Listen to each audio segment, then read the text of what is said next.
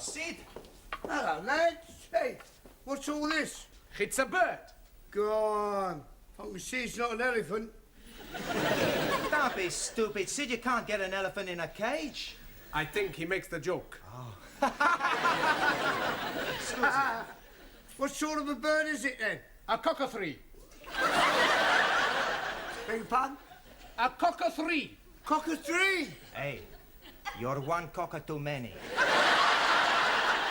It's a cockly too. Cockatoo? Oh, you mean it's a sort of a parrot? That's right, yeah. Oh, what are you going to call this parrot then? Polly. That's original. Ah, Paris, just who we want to see.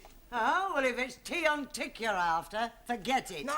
Look, we just bought the bird and we want to leave it with you. How do you want it cooking? Don't want it cooking. It's our new pet. Oh, well, how was I to know? People eat anything these days. Look, we just want you to look after it until we finish class, okay? Yes, all right. Put it behind the counter. Okay. Thank you, your ladyship. Evening, Sydney. Hello, Mr. Brown. Have a good weekend? Lousy. Got the mother-in-law staying with us. Ah, how'd you get on well with her, then? She's never forgiven me for marrying her daughter, and I've never forgiven her for letting me. Do you know, last night, there was only one thing that stopped me putting my head in the gas oven? What was that? We're all electric. Oh, cheer up, Sid. Remember, when you feel things can't be worse, they can only get better. That's true. I suppose she has got to pop off sometime.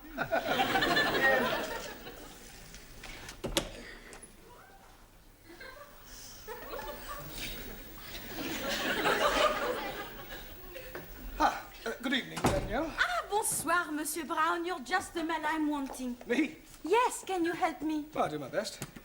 I have the big problems. Yeah, well, I'm afraid I can't do much about those. No, not that problem. Oh, sorry. My life, she's a mess up. Is she? I mean, is it? What sort of a mess up? I tell you, last month I met this boy. Ah, an affair of the heart. This boy, Pierre, he keeps writing to me. Yeah, he's a foreigner. No, he's French. Oh, never was to me. He's a... Never mind, go on. Henri has found the letters. Ooh, the plot thickens. I'm not like a jealous man. Pierre? No. Oh, Henri. Marcel. He works with Henri at the consulate. I'm sorry, I'm a bit confused. Who is Marcel jealous of, Pierre or Henri? Emile. I shouldn't have asked. There's another thing. He keeps telephoning me. Who? Pierre, Henri, Marcel or Emile? Jean-Paul. I've heard of safety in numbers, but this is ridiculous. They're all after the one thing, my body. That's all they're after. Well, you must just try and discourage them. Oh, no. I like it. I see Pierre Monday, Henri Tuesday, Marcel Wednesdays, Emile Thursdays, and Jean-Paul on Fridays. That is my problem. What is? My Saturdays and Sundays, they are so dull. Ah, good evening, Anna. You're busy? Oh, no. You've just finished. Good. I have ein großes Problem. Oh, not another one. Who is it? Hans, Karl, Wilhelm or Adolf? It is my homework. Oh, sorry. Your question is asking, what is correct address for Member of Parliament? Yes. I do not know where any members of Parliament are living. No, the question means, how do you address them? What do you call an MP? Ah, I don't know that either. Right Honourable. Jawohl. Where you want me to write it, on the blackboard? No, not W-R-I-T-E, R-I-G-H-T, right. Right. Right. Right. Right. Excuse me, please! You cutting chicken. Go ahead, you do it, take away! Ali, what's going on? It is Ranjit. What is the matter with him? Oh, blimey. He has gone oranges. Yeah, Yes, please. Give me bananas. Jolly good. Not open this door, I'm breaking it down. Ali, unlock the door. Oh, no. I'm not unlocking the door. Right, well, if you won't unlock it, I will. I have been warning you. Now I'm coming in.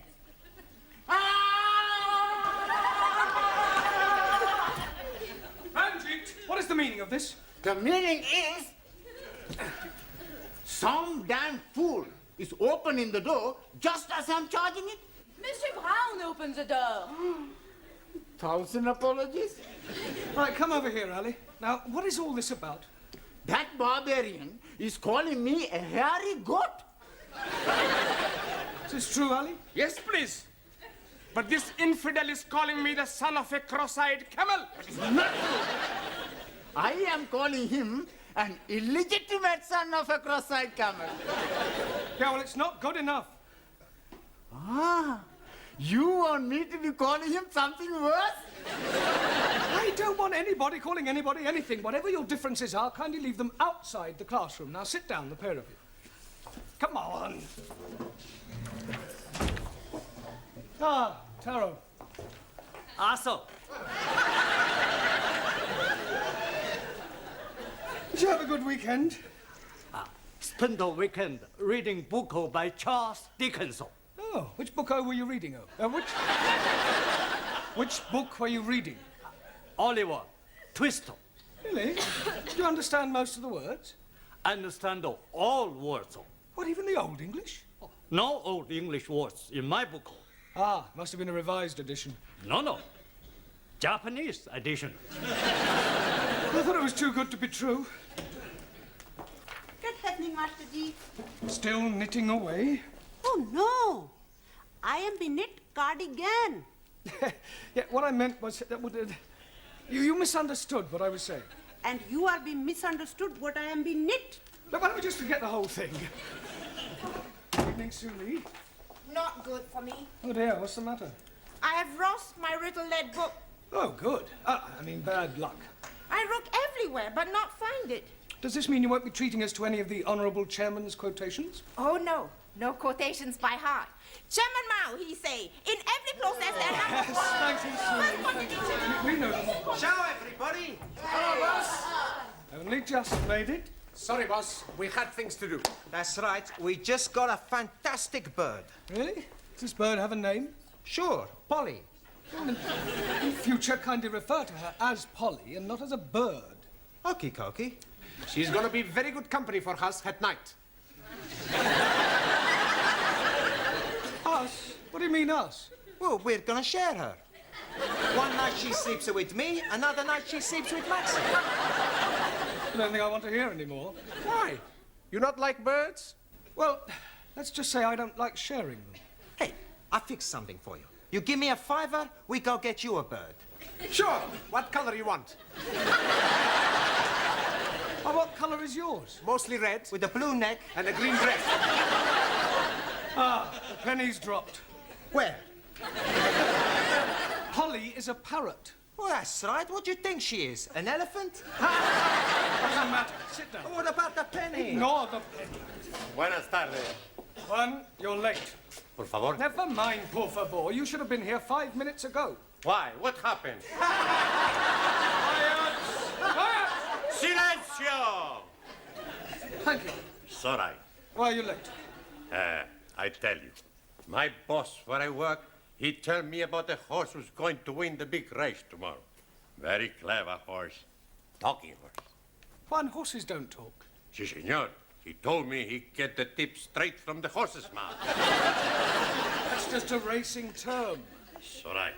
Then he tell me to put my shed on horse. You didn't? Nah, Oh, thank goodness for that. my shed wouldn't fit the horse. Silence! I bet 10 pounds to win on the horse. £10 is a lot of money. You could lose. No lose. Tomorrow I'll be plenty rich. Muchas pesetas. Look, there's no such thing as a certainty. Si, senor. My horse is sure to win. How do you know?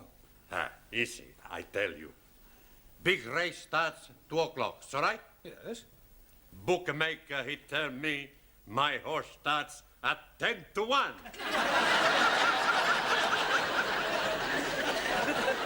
Those are the odds. Your course we'll start at 2 o'clock, just like all the rest. He tried to cheat me. I go punch his face You'll in. do no such thing. Sit down. It's time we all started work. I'll just take the register to Miss Courtney, and then we'll have a look at your homework, all right? Yeah.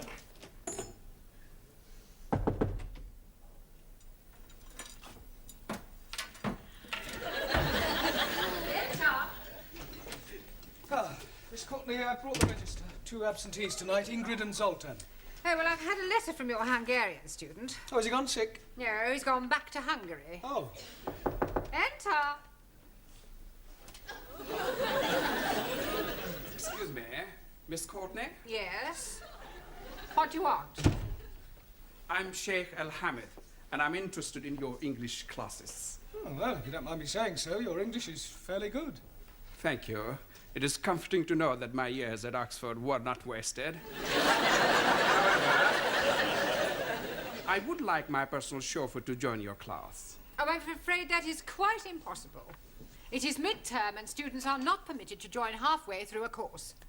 Rules are rules. I'm sure you could make an exception for a little donation of £2,000. This isn't the Dorchester Hotel, you know. This is an educational establishment. You can't expect us to bend the rules just because you plonked £2,000 on the table. Can he, Miss Courtney? Well, of course he can. Where is your chauffeur now? Outside. Will you come in now? But he's white. People usually are from Glasgow. Scots? But of course. Well, why do you want us to teach him English? Because I can't understand a word of what he says. Right, John? I don't mean that, but I don't understand how you do what I'm a bit new, but... You understand what I'm saying, Jimmy, eh?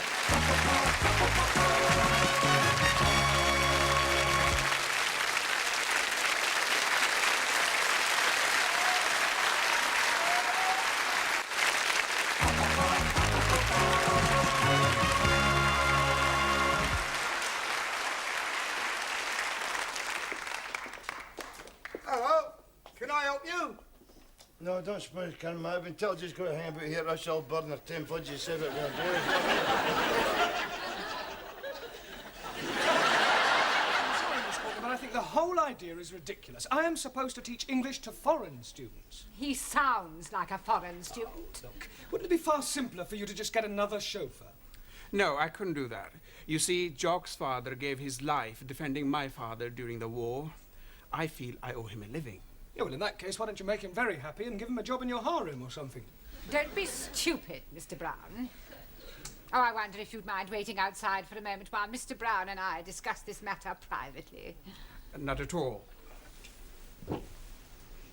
The door, Mr. Brown.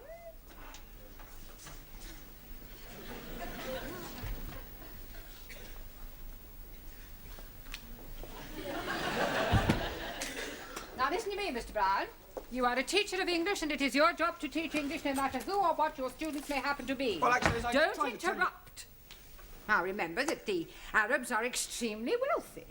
Who knows what other benefits they may bestow upon us? Only the other day I was reading in the paper about an Arab who was so pleased with the service at his hotel that he presented the manager with a Rolls Royce. Yeah, well, we are not running a hotel, Miss Courtney. Money isn't the be-all and end... A Rolls Royce? Yes. Well, I suppose I could give it a try. Good. Look upon it as a challenge. I'll do my best.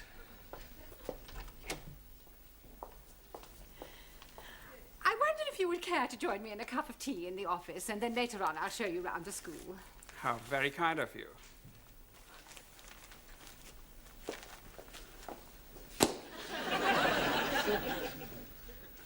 Oh, what am I doing, mate? Go where? You want to hang a bit here or what?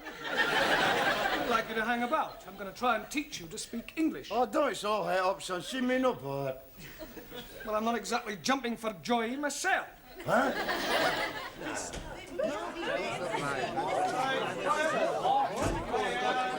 Oh, it's the Tower of Babel. Can't you think of anything better to do than chatter to each other? Sure. Hey, we go for a cup of tea. That's a good idea. Don't do no such thing. Sit down, be quiet, and pay attention. Right, you'd better sit next to Anna. Okay. Hello, Hen. How's it going? What is your name? Hamish Hector Dougal Donald Stewart McGregor.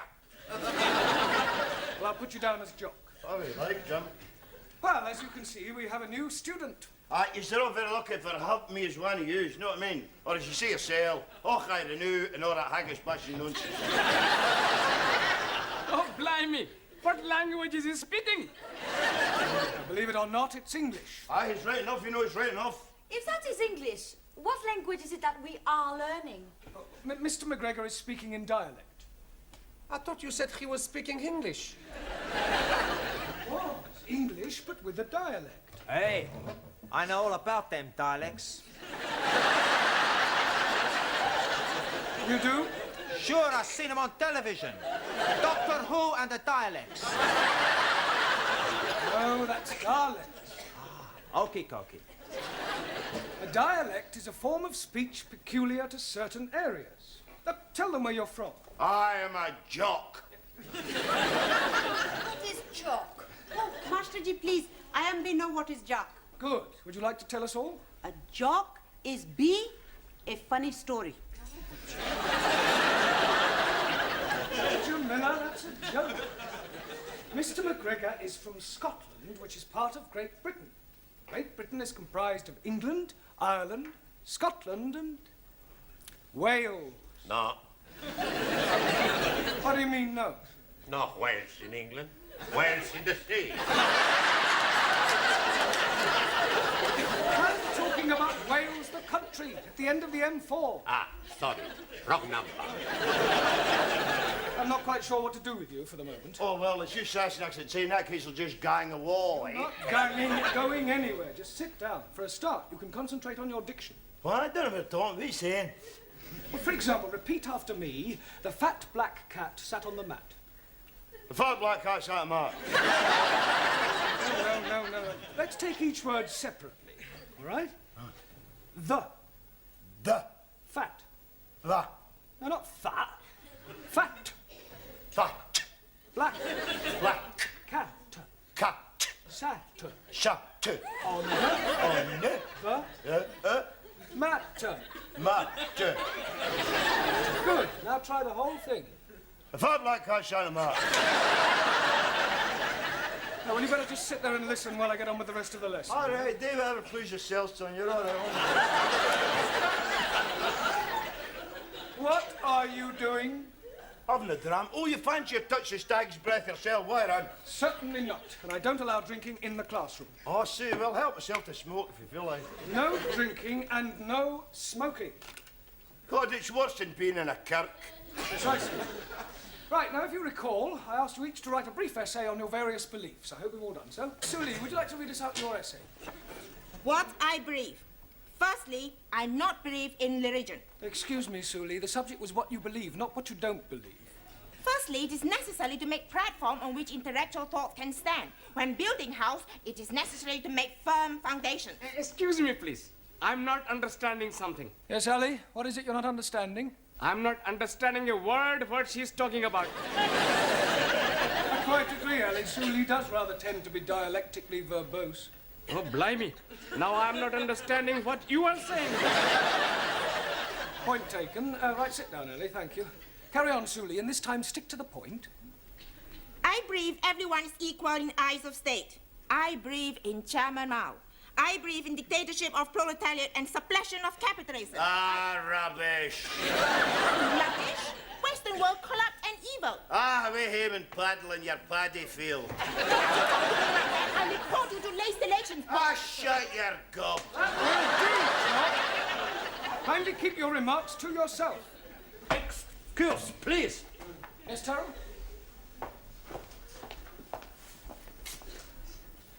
Not polite to insult lady. Please apologize. Get naughty. Put up your fist. Aye, yeah. Okay, Harry Carey, if it's a fight you want, you'll get one. You ready? Oh, sit down. Honor. Must be satisfied all. Yeah, well, you can satisfy it after class. Sit down, Taro.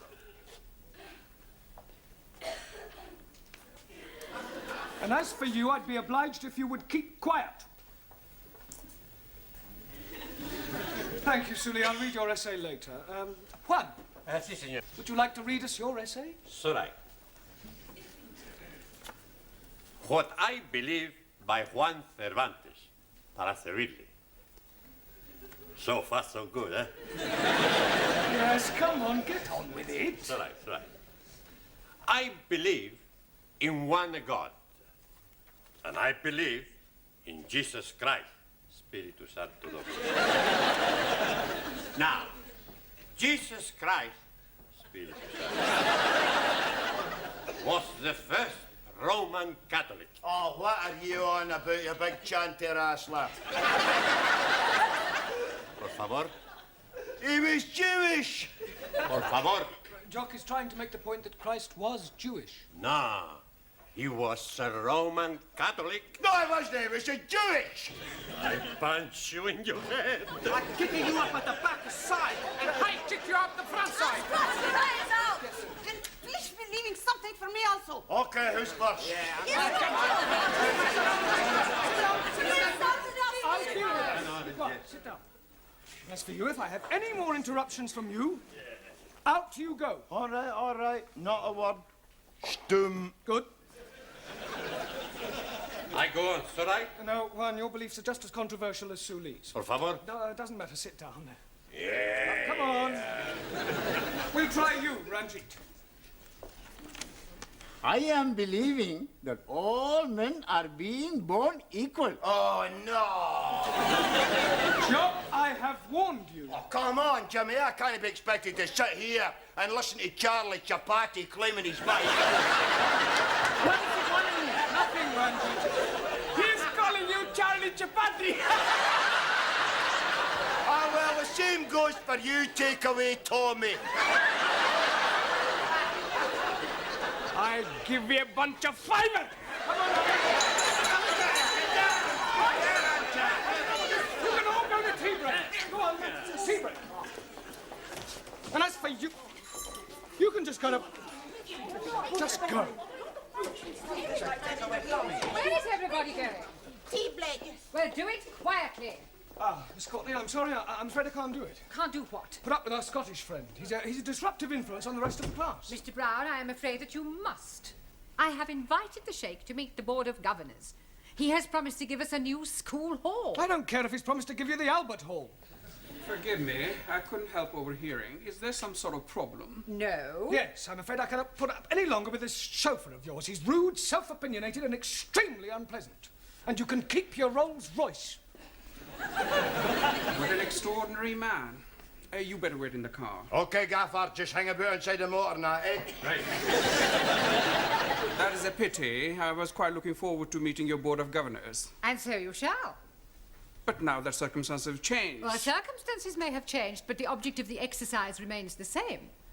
Now, forgive me if I'm wrong, but as far as I understand it, you wish to be able to converse with your Scottish chauffeur. Yes, but I fail to see how that can be achieved now. Well, every problem has its solution. And that is? He does as I tell him, or he gets the sack.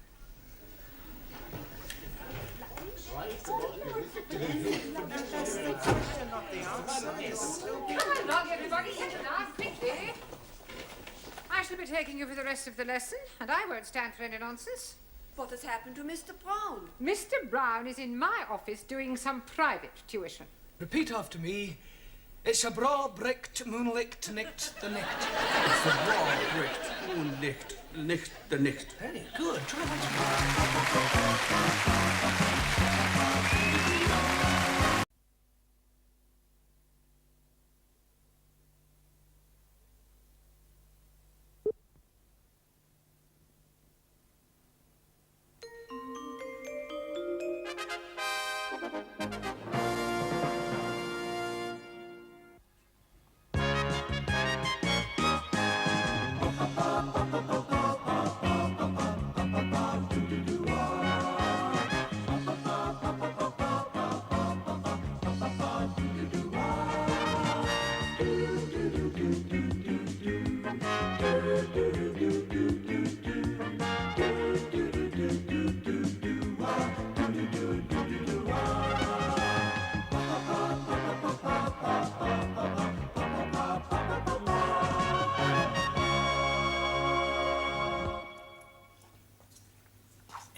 Thank you.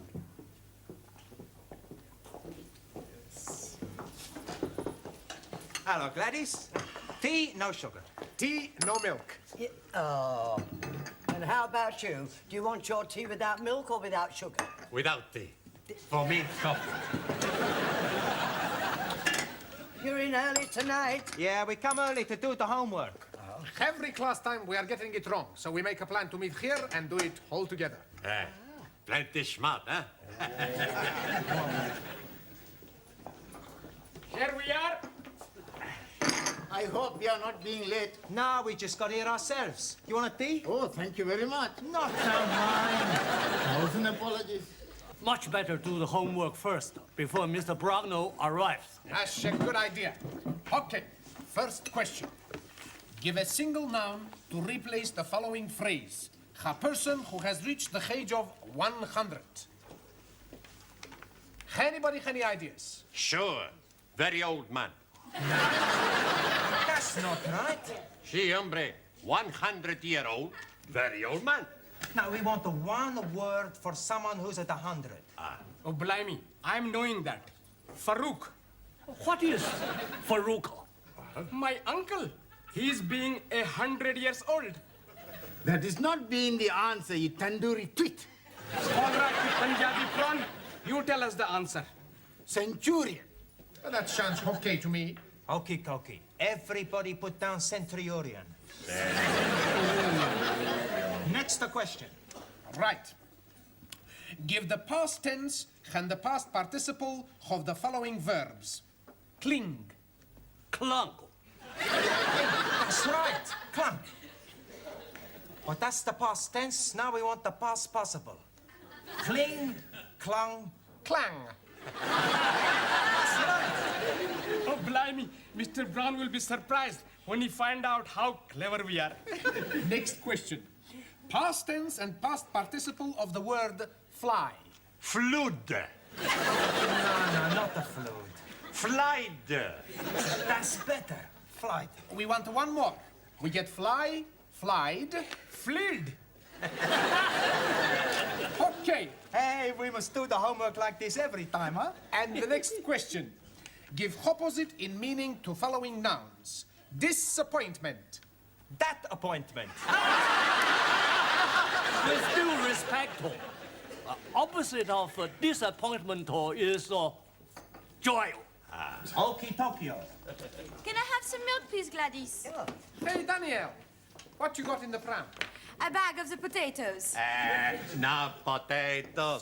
Bambino. Hello, Bambino. Hey, he speak to me. Nice little boy. How are you knowing he's a little boy? Easy. He's got what every little boy has. Blue clothes. Here, is it yours? No, it belongs to the family I work as au pair. Oh. They had to go out tonight, so I thought I'd bring him here to the lessons. Oh, you can't do that. Why not? Well, it's against regulations. Oh, Miss Courtney would never allow it. Are you sure? I'm positive.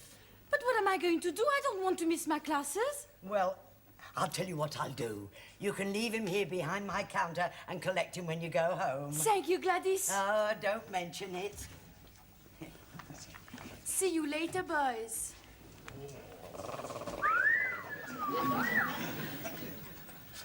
Holy ravioli. What I'm thinking now, I could be excommunicated. I was excommunicated 5 minutes ago. Give a collective noun to describe a group of footballers. Real Madrid. That is no good answer. Correct answer is a team. Hey, that's right. Team. Who said that? I did. Whoops, daisy. Hey, how long you been here? Long enough. Look, homework means work you do at home, individually, not here collectively. As you obviously cannot be trusted, you'll all stay behind after class and do your homework then. Now, come along, down to the class. Now then, what about a nice smile for your Auntie Glad? Oh, you know, you're a lovely fella. I say, Gladys is going to tickle your tummy. Here, give us a nice kiss.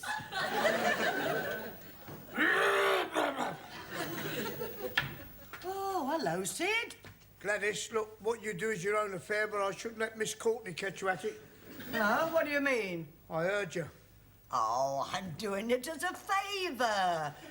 Here, want to tickle his tummy? Beg your pardon?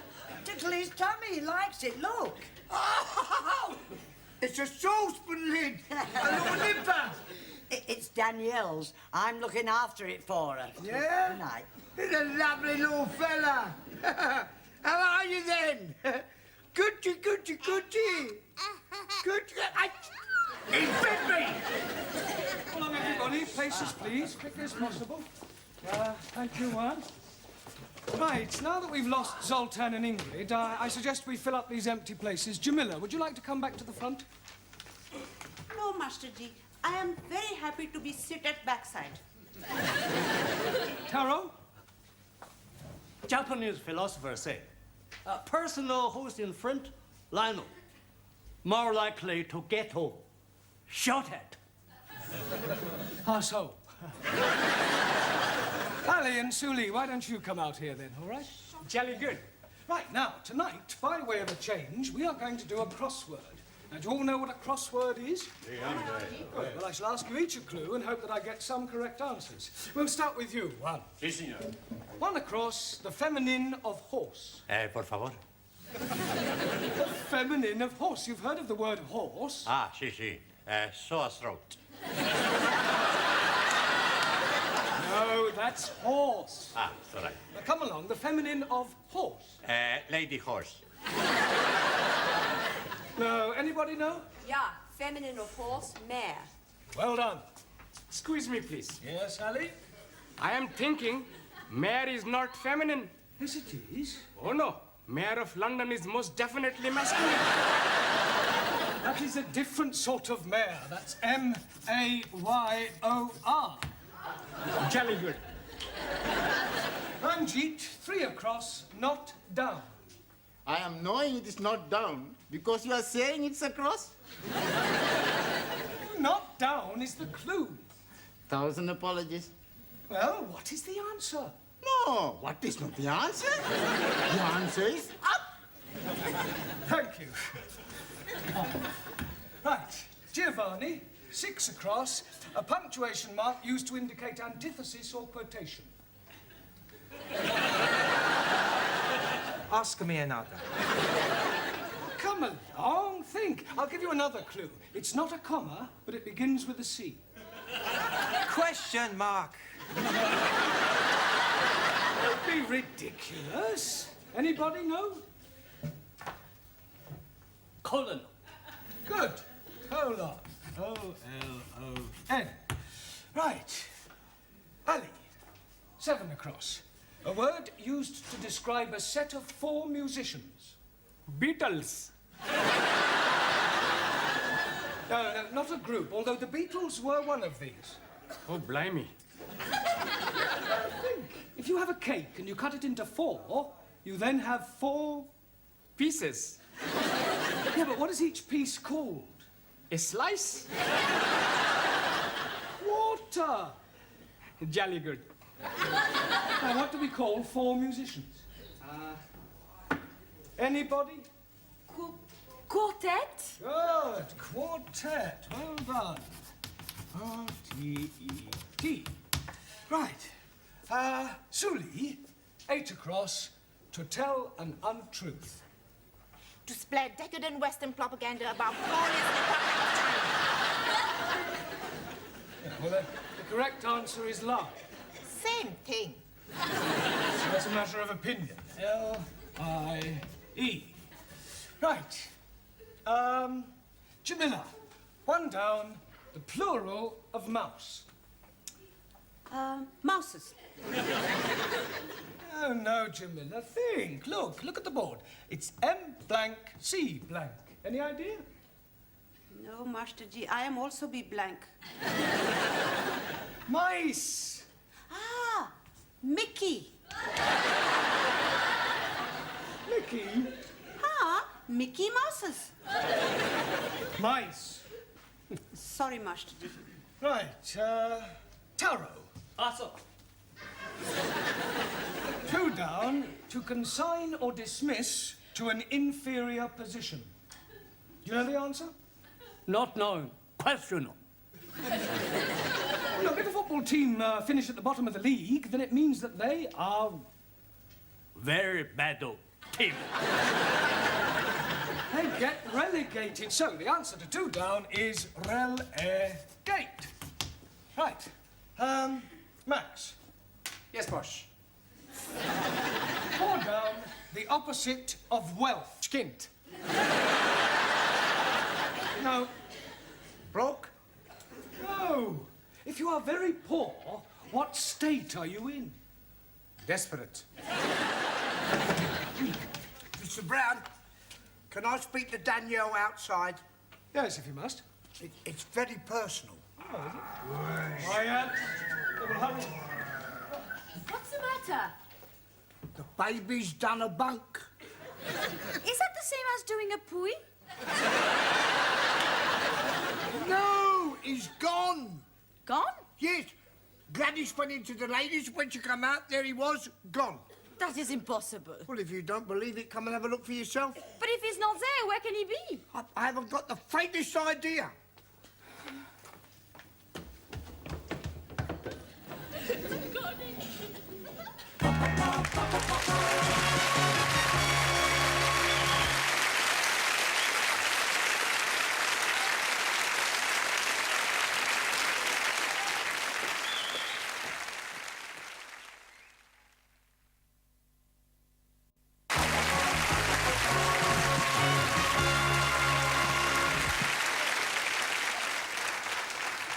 Right, now, can anybody tell me the rule about I and E?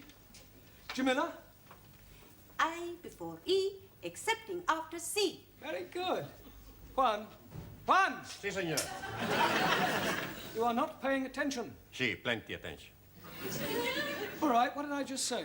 You say, Juan, you're not paying attention. Yes, before that one. Before that, you're right. I don't pay attention. We were discussing I before E, except after C. Ah, it's all right. Spell receipt. Por favor. You heard spell receipt. R, E, C, I before E, except C. E. Good. I-T. Come on, think. You've missed something out. What comes before tea? Breakfast. I am not amused. Oh, you're not here to make jokes, Ron. Ah, sorry, amigo. P-T. It's all right. Max, what always follows a Q? People who are queuing. The letter Q. R. R? Sure. LMNOPQR. We're discussing spelling, not the alphabet. If a word begins with Q, what is the next letter? I don't know, Bosh. U. Me what? Q-U. Only you can follow a Q. Okay. Miss Brown, would you come to my office for a moment? What, now? Yes, it is most important. Ah, well, carry on studying Chapter 10 on spelling. I shan't be long. Is it something I've done? I sincerely hope not. Take a look at that. It's a pram. Oh, well done, Mr. Brown. What do you normally associate with prams? Babies? Exactly. Good Lord, you're not, are you? Not what? Expecting? Oh, don't be ridiculous. What was that? A look in the pram.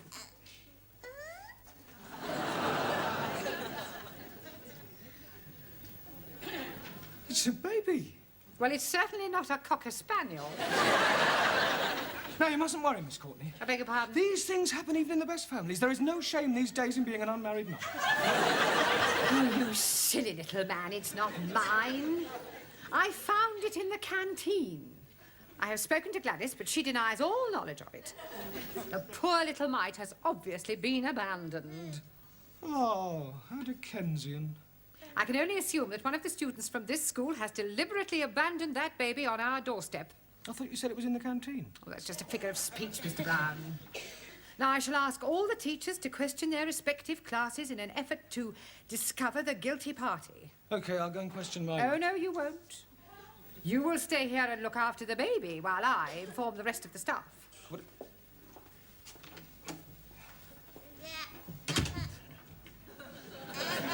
No. Don't cry, don't cry. Come on, look, come over here and look at all the trees. Eh? See all the birdies chirping? There, isn't that nice? There we are. Rock-a-bye baby on the treetop. When the wind blows, the cradle will rock. When the bough breaks, the cradle will fall, and down will come baby cradle. Yeah. What did you think of that, Lenny? Stay there, and I'll go and get you a chocky big one.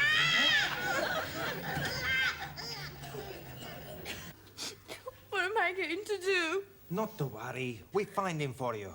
We search at the school. Sid and Gladys, they have looked everywhere. Maybe he's being baby napped. You must be mean kidnapped. Yes, please. Mr. and Mrs. Barclay, they are going to kill me. How am I going to tell them I've lost their baby? Why not write them a letter? I got an idea. If somebody stole Daniel's baby, why not we go outside and steal someone else's baby? Don't be so stupid, Max. Hang on, Hang on, settle down and study your books. And why are you crying? Oh, Miss Courtney, I've done something very bad. Oh, what you do outside is no concern of mine. That is something in the school. Where's my baby? Baby? Oh, so it's yours, is it? You know about it? I found it. Thank heavens, I must go to him. Now, just a moment. Come here, I want a word with you. Now, I know that we live in a permissive society, and these things are not uncommon. But you must think of the baby. Or don't you love him a little? I love him very much. Good. Do you know who the father is? Yes. Well, then, have you never considered marrying him? How can I? He's only 9 months old. Not the baby, the father.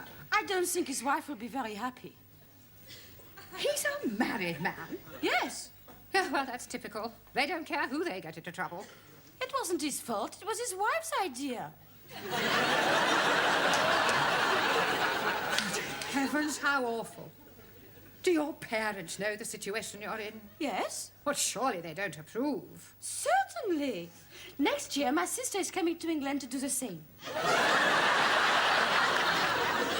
Extraordinary. Oh, no. Many French girls want to be au pairs. Au pair? Yes. This baby, it belongs to the family you work for. That's right. Thank heaven for that. Pardon? It doesn't matter. I promise I won't bring him into school again. Well, see that you don't. Can I bring him into this class? No, he can stay where he is. He's in very good hands. Oh, there you are. Oh, thank goodness. Well, what a shake. Come on, dear Auntie Glad. Yes, come on then. Oh, we're going to Auntie Glad. Yes, my darling. We're going to get a little drink of milkies. Come on then. There. Now drink it. You will. Eh? You'll feel better.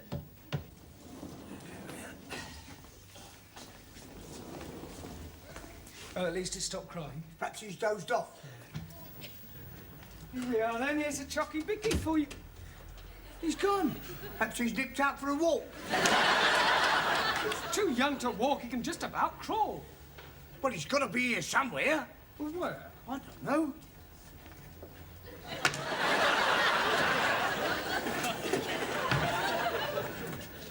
Oh, my God. The window is open. Well, what about it? He could have crawled out, couldn't he? Oh, of course it couldn't. Could it? They crawled anywhere. I was the biggest crawler in our street. Yeah, I can believe that. Oh, I'm too frightened to look. Oh. It's not there. Perhaps he's crawled along the edge and gone right the way round. Oh, well, you better crawl round and have a look. No, not me. I can't stand heights. I've got claustrophobia. Vertigo. Yeah, I've got that in my shoulder as well. Well, I'll give you a bunker. I'm going to see to my boiler. Well, aren't you staying here? No, I can't stand the sight of blood.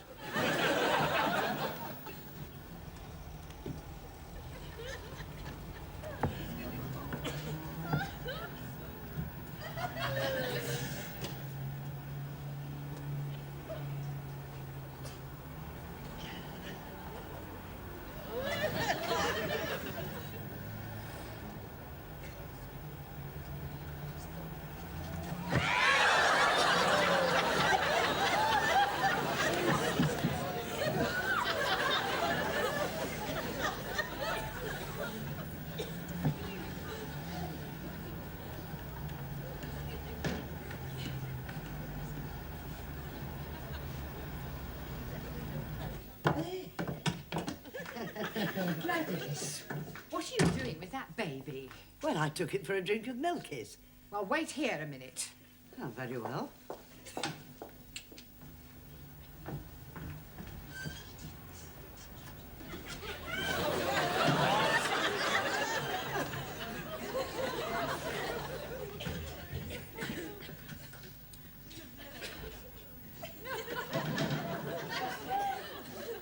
Now, take this baby back to the canteen and keep it there.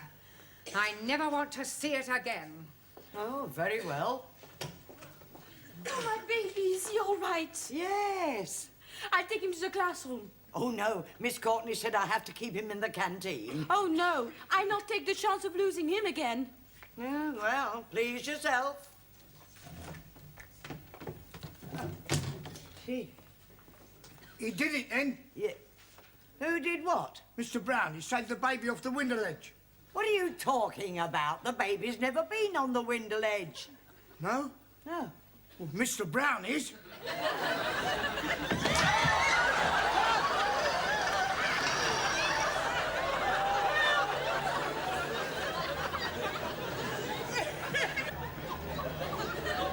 Very pretty baby. Yeah, I would love to have a baby like that. Come out with me tonight and I'll... Hey, there's Professore. Blimey, he's out of his mind. Mr. Brown, please come in. All right, Mr. Brown. Just about. How's the baby? Oh, he's okay. Oh, thank goodness for that. Would you hold him for me for a moment? Well, I don't think I can really. No, while I fix his blanket. Oh, well, hurry up. Mr. Brown, what is that baby doing in the classroom? Wait. I'll give it 3 guesses.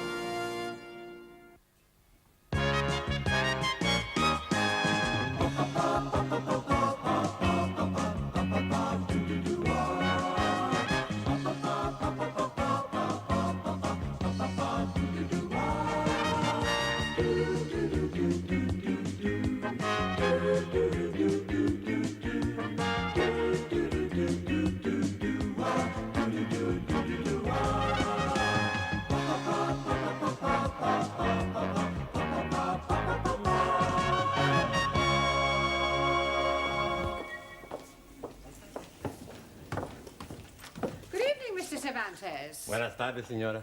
In the first place, Mr. Cervantes, I am not a senora. Señorita. And in the second place, I would be much obliged if you would speak English in this school. It's all right. And another thing, Mr. Cervantes, there is no such word in the English language as "sorright." The correct terminology is "it is all right," or "it's all right," or even just "all right." Do you understand? It's all right.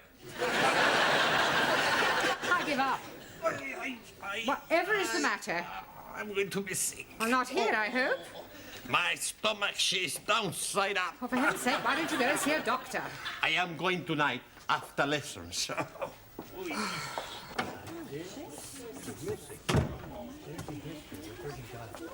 Hey, amigo, would you like a cigar? No, no, thank you. You are not yourself tonight. Of course he is himself. Who else could he be?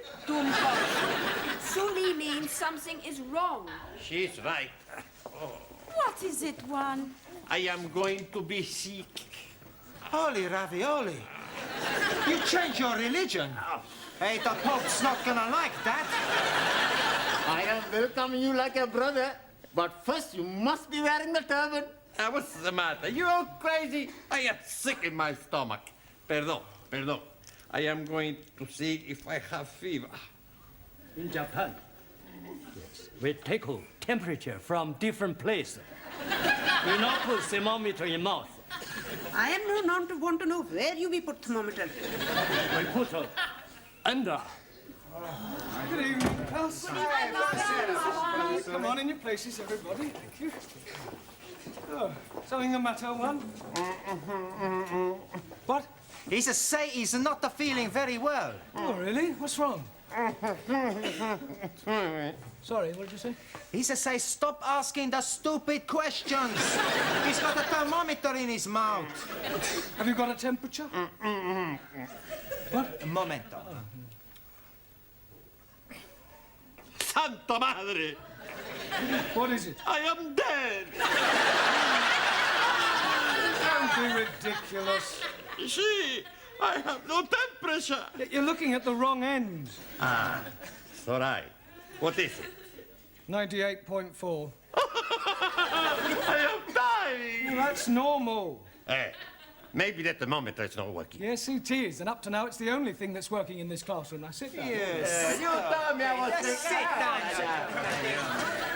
Now, you have all failed your lower Cambridge certificate examination once, and I don't want a repetition of that at the end of this term. So, tonight, I'm going to ask each of you to pick one of the 10 subjects I have written on the blackboard, and then I shall ask you questions on them. Very straightforward. Music, British history, the royal family, poetry, Shakespeare, etc. All right? Now, who is going to start the ball rolling? We are not having a ball to be rolling anywhere. All right, Ali, just for that, you can start. Now, which subject do you pick? Oh, blimey.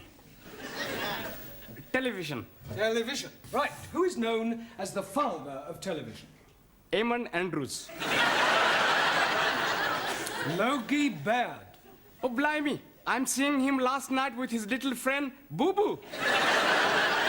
That's Yogi Bear. I'm talking about Logie Baird, the man who invented television. Sorry, please. Right. How much is a television license?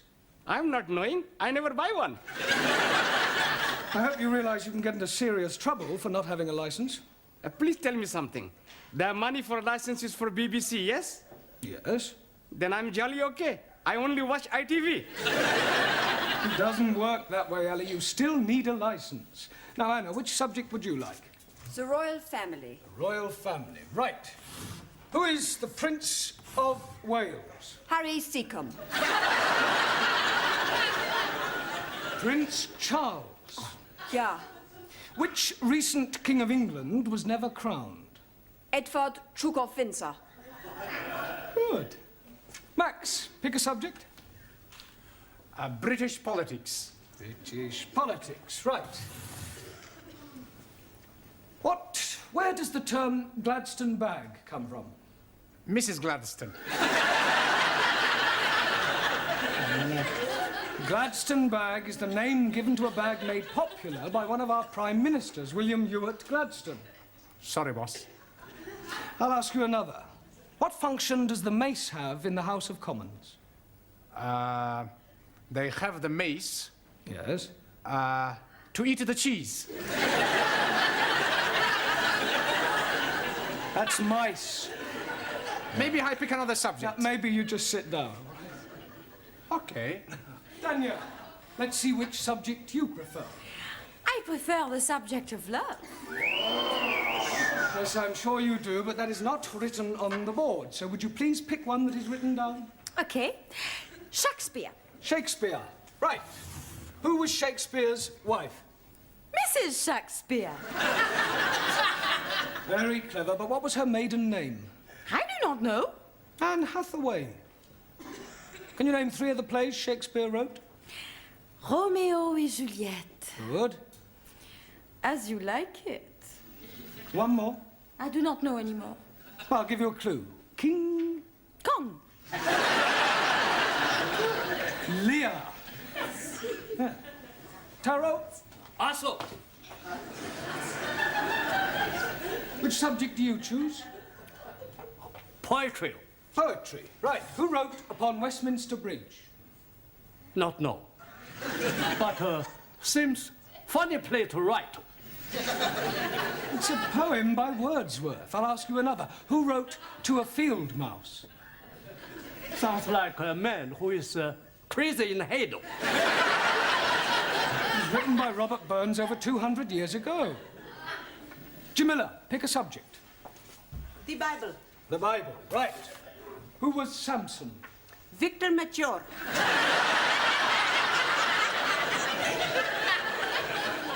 I beg your pardon?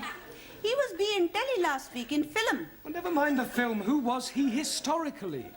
Ah, acha. He was man who was be very strong. One night, he is be fancy a bit of hanky-panky with woman Delilah.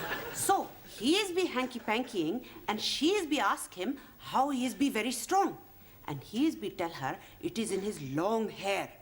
So, one night when he is be fast asleep, she is be give him shorty back and sides. And when he is wake, he is be take prisoner and blinded. But when his hair is be grow long again, he is be pulled down palace. Is that the authorized version? It is what I am be see on telly. Thank you, Jamila. Giovanni, Si, professore. would you pick a subject, please? Music. Right, music. Give me something from the Pirates of Penzance. I never heard of them. Are they a punk or a rock group? Pirates of Penzance is one of the Savoy operas by Gilbert and Sullivan. Oh, I really like him. Who? Gilbert O'Sullivan. I'm talking about Gilbert and Sullivan. Oh, okay. Any more? Yes. What can you tell me about Handel's Largo? Not much. I never drink the stuff. Silence. Your lack of general knowledge is no laughing matter. Ranjit, it's your turn. Pick a subject. The British Isles.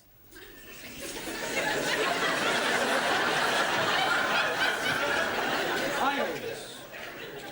Right. What is the capital of England? E.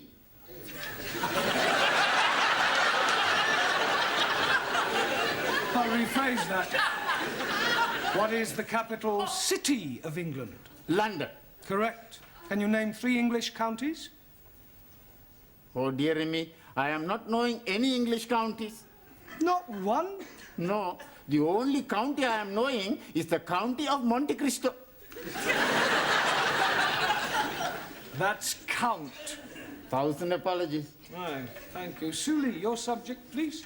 Only 2 left. British history. Right. Who was known as the Black Prince? Muhammad Ali. Quiet. Edward, the son of Edward III. Very sorry. Right. Who invented the cotton spinning machine?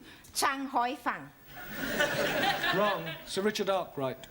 Your Richard Arkwright copy invention from Hoi Fang. Just as all Western imperialists steal invention from Chinese scientists. China first to invent telephone, television, radio, refrigerators, and discover penicillin, radium, and lots of other things.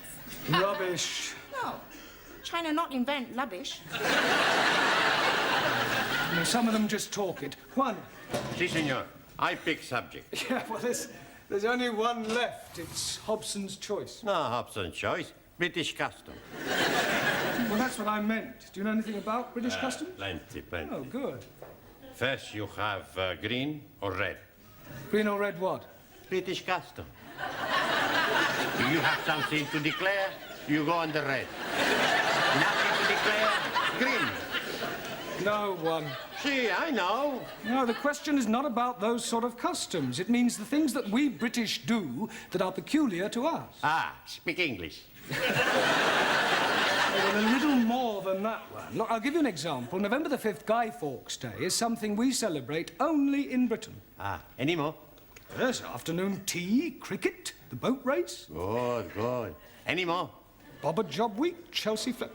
Look, I'm supposed to be asking you that question. So right. Terrible pain in my stomach. Oh, right. Suli, would you nip down and I'm sorry, would you run along and ask Mrs. Foster to come and have a look at one? Righty-ho. Yeah, well, lie on the table. It might ease it. Go on, please. Oh, blimey. He's not looking very well. I'm dying. Nonsense. Don't be so pessimistic. Professor is right. You're gonna be okay-cokey. Where is the patient? Oh, Mrs. Foster. Where does it hurt? Stomach.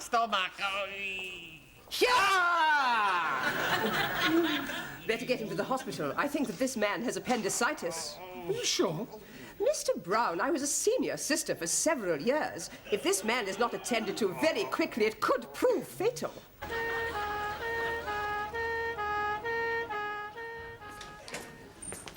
Any sign of Mr. Brown yet, Sidney? Beg pardon? Mr. Brown. Oh, Mr. Brown. Oh, no, he's not back yet. This is most inconvenient. I don't know why he had to go to the hospital with Mr. Cervantes. Well, somebody had to go with him.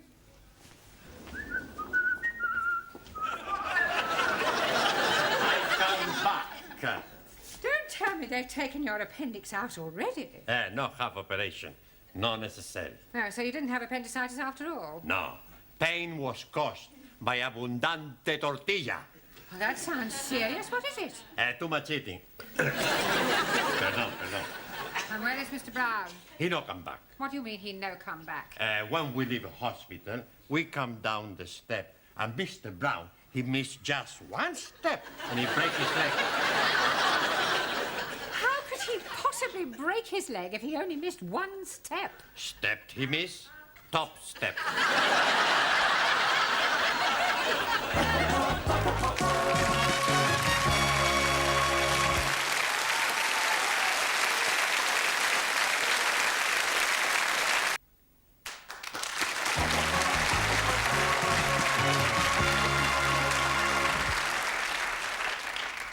There you are, nurse. How's everything going? Very well, sister. Good. Did you remember to give Mr. Parker his blanket bath? I gave them all a blanket bath. All? Have I done something wrong? Blanket baths are for those patients who cannot bath themselves. They all seem to enjoy it, especially Mr. Brown. It was lovely. I'm sure it was. I should think you set him back at least a couple of weeks. I was only doing my best. Well, in future, kindly remember that you are a student nurse, not a geisha girl. Sorry, sister. Oh, by the way, Mr. Jones is back from surgery. We have 3 Mr. Jones in this ward. What is his initial? Jones, W. Good. I'll go and have a look at him. Is there anything you fancy? Yeah, but I don't think Sister would approve. Oh, cheeky. Do you want a bottle? Oh, I couldn't have a light ale, could I? Not that sort of bottle. Ah, no, thanks. Not until I've had the light ale, anyway. You're not getting it. I know, but it's worth a try. Oh, do you know when I'll be discharged? Probably tomorrow. Oh, thank goodness for that. I can't wait to get back to my students. Oh, shudder to think what they're doing without me. Come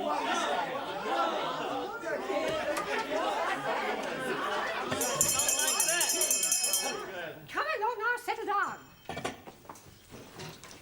Now, I intend to find out how you're coming along with your English. We are learning very much the well English. That's right. I speak the English so good, nobody knows that I'm Italian. I find that very hard to believe. You see? Even you don't know. Now, I am going to ask you some general questions on everyday topics. First of all, can anyone tell me what the first day of the week is? Sunny day. No, it is not sunny day. Rainy day? Sunday. Repeat it, please. It, please. Repeat the word Sunday. Sunday. Mr. Nadim, name me 2 seasons. Salt and pepper. Those are seasonings. Now give me the names of 2 of the seasons of the year. Oh, dearie me. Anybody? Springtime. Springtime. Springtime. Now, Mr. Nadim, what comes after springtime? Holiday time. Summertime. Jolly good. Mr. Cervantes. Sí, señora. What do the letters AC mean? Por favor. What does AC mean? 4. AC has nothing to do with 4. Sure. AC spade, AC hot, AC diamond, AC diamond. AC means alternating current. Ah, perdón. Wrong number. Mr. Papandreou, Yes, Miss Courtney? I don't suppose you can give me the name of any other sort of current? Sure. Black currant. I am talking about electricity. AC is alternating current, DC is direct current. Okay. Mr. Nagazumi, Awesome. what would it signify if I said you were a dog in the manger? Would seem you're crazy in the head. Beg your pardon? I am Menlo, not Doggo. You are also rather stupid. Miss Schmidt. Yeah. You are on a train going to Glasgow? Why am I going to Glasgow? Doesn't matter why. You want to sleep on the train, what would you ask for? A bed.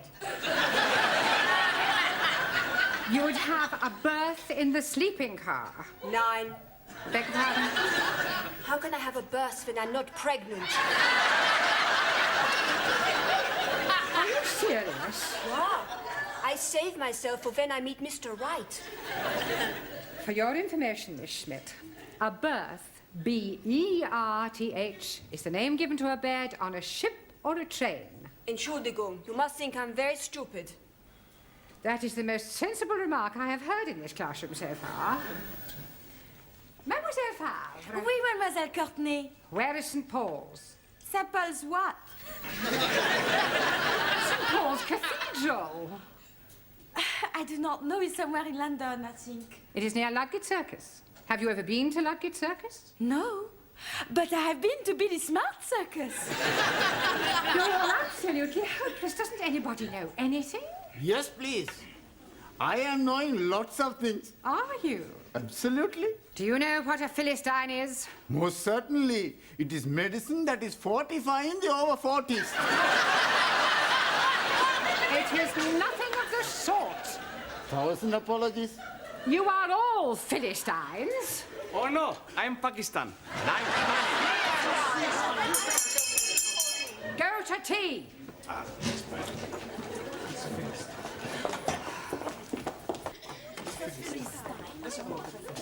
Hey, Giovanni, you get me a cup of tea, and I go on phone hospital to see how is Mr. Brown. Okay, Cocky. It's all right.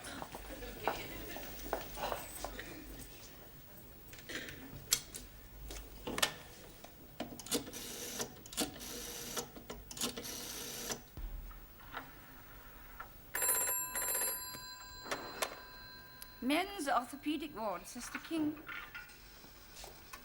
Hello. Would you please tell me how is Mr. Brown? Mr. Brown, could I have the Christian name, please? Sure. Juan. Juan. Is he Spanish? No. I am Spanish. I see. Juan is Spanish for John, isn't it? Sí, señora. Will you hold on a moment, please? Brown John.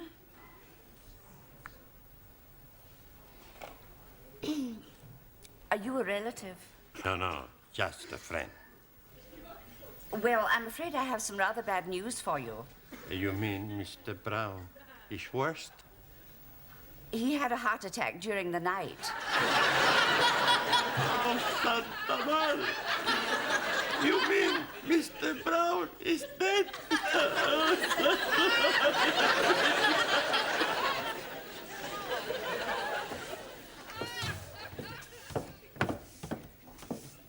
Good morning, Sydney. Good morning, Miss Courtney. It's very sad about Mr. Brown, isn't it? Terrible.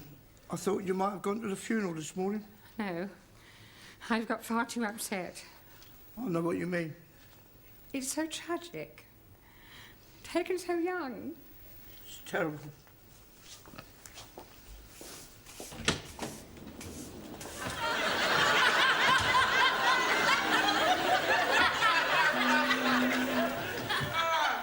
Good morning, sit. Morning, Mr. Brown.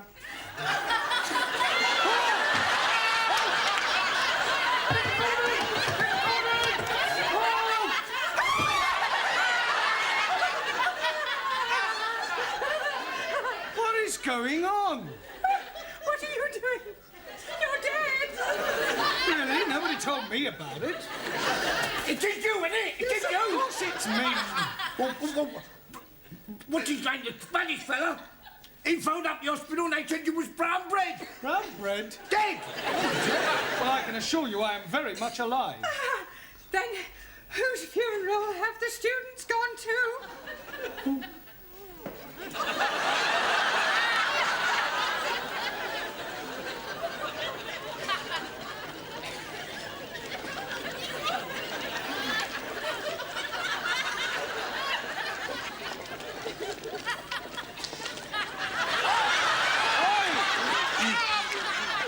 Brown is trying to get through to us.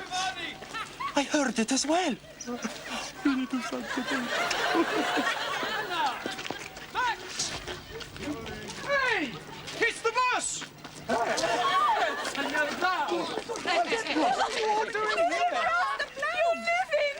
Yes.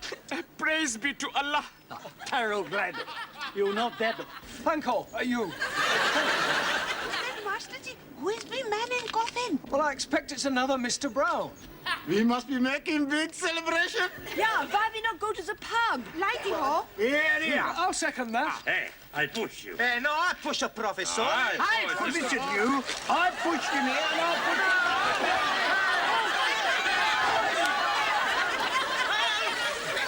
Mind out of the way, you can't stop!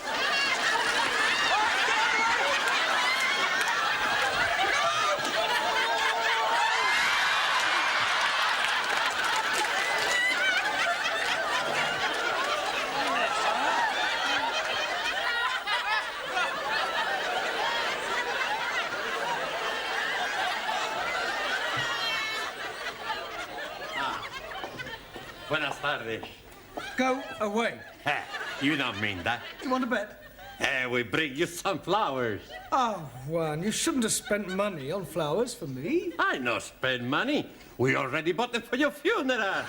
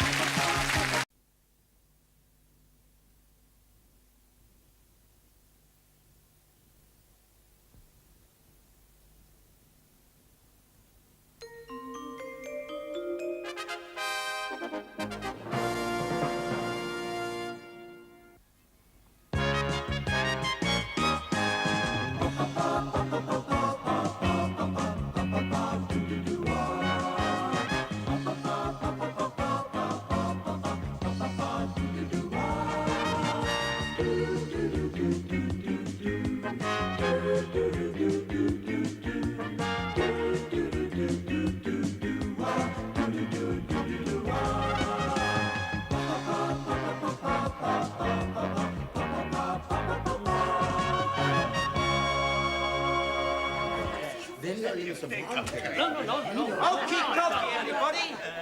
Our troubles are over. You are emigrating. Excuse me if I not the laugh. We are going to make everybody rich. Hey, I am like very much to be rich. This time next week, we could have £500,000. We rob Bunko. We win on the football pools. Ah, you never win on them. Sure. We have a good system.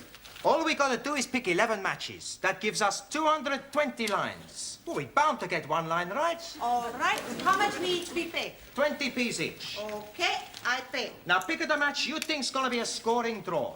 Okay. Manter. Derby v Queen's Park. Derby, Queen's Park. Okie dokie. Next the customer. Please. Okay, pick the match. Arsenal. Arsenal. No. Fulham. Will. Tokyo. Okie Kokio. Who's next? Here's my money. Okay, pick the match. Hartlepool v Port Valley. Okie dokie. And the next one. Yes, please. My scoring match being Liverpool v the city of Bristols. The city of the Bristols. Okay, who's the next? What's going on here? We are doing the football poodles. You wanna join in, Provisori? Only 20p. You could win $500,000. I could also lose 20p. What's it at 20p? Well, it may not mean much to you, but it does to me. I don't exactly earn a fortune teaching English. Why not? You ask for a lift. More money. You mean a rise? Also. Forget the 20p's. We give you the free line. Now just pick the match. Yeah, well, supposing we pick the match later, all right? Right now we've got work to do. Now, come on, in your places. Settle down. Right, now, tonight we are going to concentrate on the art of conversation, all right? We'll start with you, Ali and Anna. Do you come out here, please? Now, you have never met before, and you are sitting on a park bench, Anna, when along comes Ali and sits next to you and starts a conversation, all right? Carry on. Good morning, lady.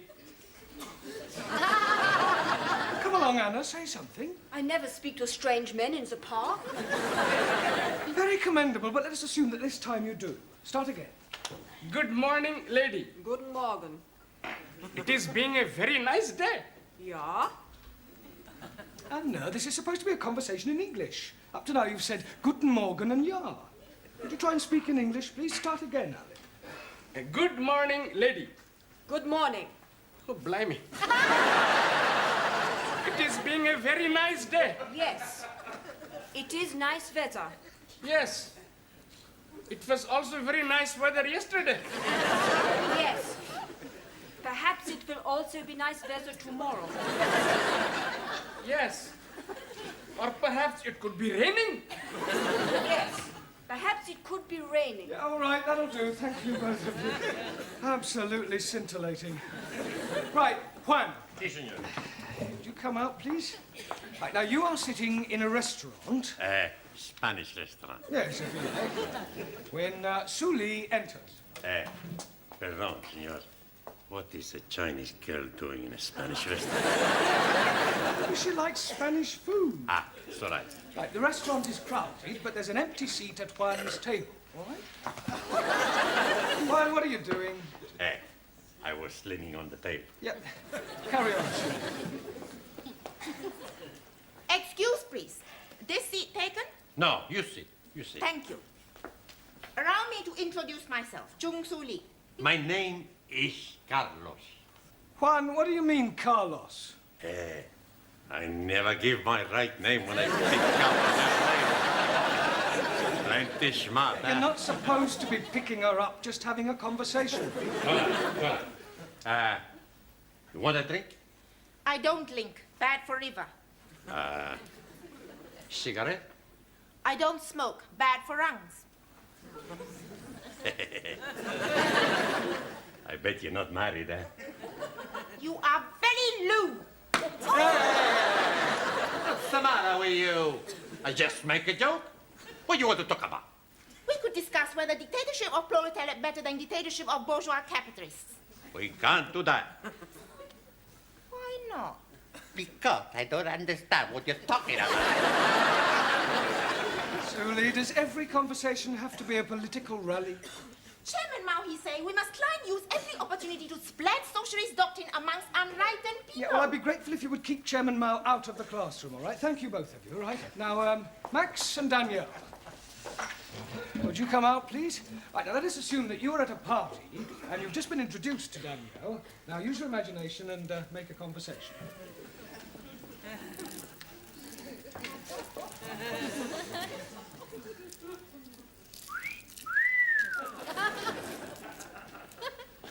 Hello, beautiful.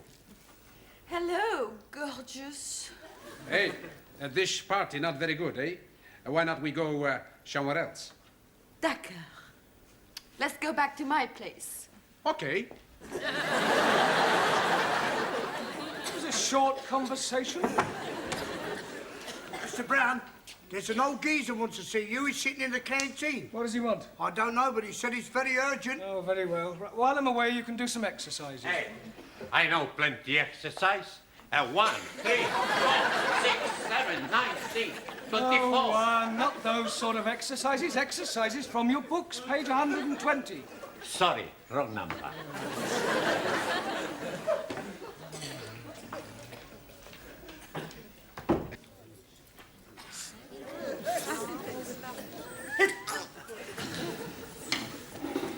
Would you like another cup of tea, Mr. English. No, thank you.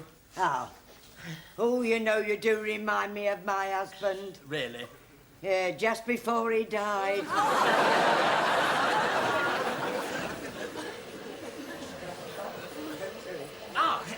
Mr. Brownstone. Brown? Mr. Brown, yes. I'm English. Oh, congratulations. No, my name is English. Oh, sorry. Can we sit down? Well, I'm rather busy. I won't keep you a moment. After all, this is a rather confidential matter. Thank you. My card. The English School of Languages, Principal H.C. English. That's right. Now then, I shall come straight to the point. Good. No use beating about the bush. Oh. After all, procrastination is a thief of time. Absolutely. Never put off till tomorrow what you could do today. Very true. Now then, where was I? Yes, of course. Thank you very much, Mr. Brownlow. Brown!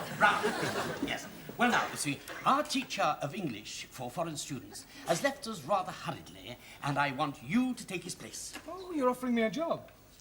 Your name was given to me by one of your former students, Miss Svensson. Ah, yes, Ingrid. Ingrid? Yes, but I'd like you to start as quickly as you can. Well, I haven't said I'll take the job yet. The starting salary is $5,000 a year, rising to $7,500 by yearly increments. That's very generous. The labourer is worthy of his hire. What do you say? Well, I'd like to think it over, if I may. Very well. Don't keep me waiting too long. I need to know by tomorrow. Goodbye, Mr. Brown. I know.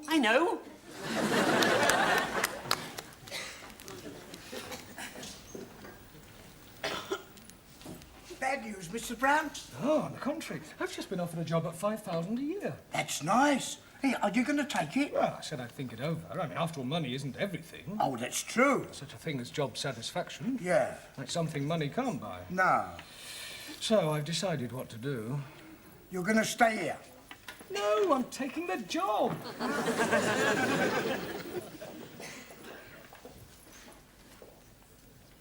Leaving? Yeah, I'm sorry to spring it on you like this, Miss Courtney, but it's too good an opportunity to miss. I see. And when do you propose to take up this new position? Well, he wants me to start right away, so I thought I'd report to him first thing in the morning. That doesn't give me much time to find a replacement. Yeah, I know, but I can't afford to wait and risk losing the job. Very well, Mr. Brown. You have obviously made up your mind, and I wish you every success. Thank you. I hope you'll be happy, but I think I can safely say you won't find another principal like me. I'm sure I won't.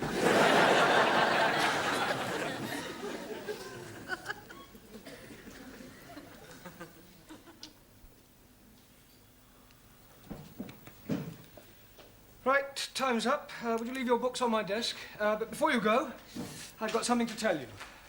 I shan't be teaching you after tonight. Oh, Master G. Dearie me, have you got the bag? The bag?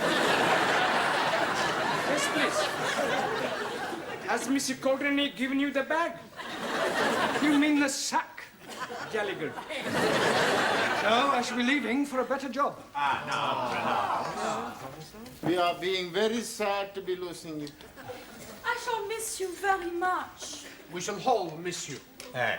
Maybe you change your mind, eh? Oh, I must strike while the iron is hot. Holy ravioli. You're gonna get a job in a laundry? Just using a figure of speech. I shall be doing the same job, but at a commercial school for a lot more money. Well, come along. Thank you, everybody. Well, I hope you have the much luck. Thank you, Giovanni.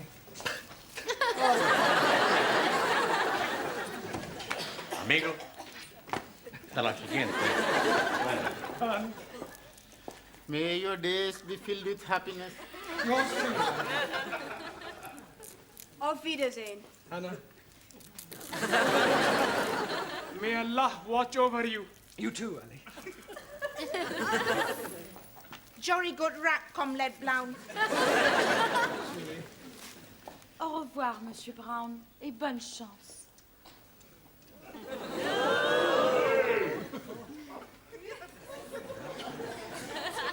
So long, Mosh.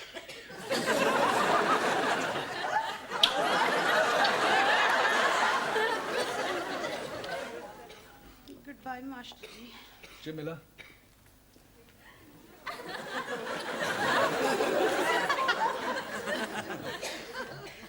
Macho. Success.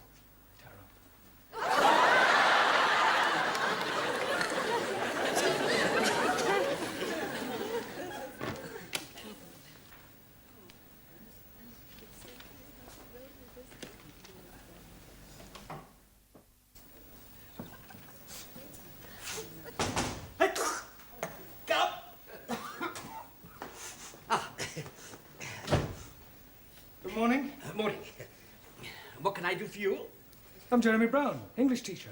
You offered me a job yesterday. Oh, of course you are. Do forgive me. I'm terribly sorry. I've got such an awful memory for faces, Mr. Brownlow. Brown? Brown. Yeah. Please. Quite all right. But when shall I start? Start what? Teaching. I'm accepting the job. Oh. Have you left your other position then? Well, yes, I gave him my notice last night. Did. That's most unfortunate. Why? Well, you see, we don't need anybody now. The chap that left came back again. Good, isn't it? Well, not for me, it isn't. No. Oh, no, I suppose not. No. Right, dear.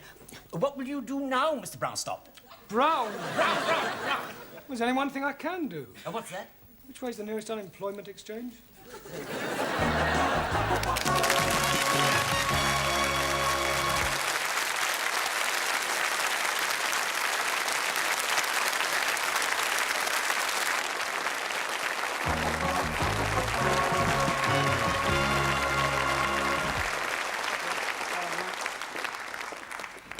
Hello, Sid. Hello, Mr. Brown. What are you doing here? I thought you'd left. Yeah, well, so did I, but the job was already taken. Ah, what'd you do? Well, I went to the unemployment exchange and told them that I had 5 A-levels and was a BA Oxon.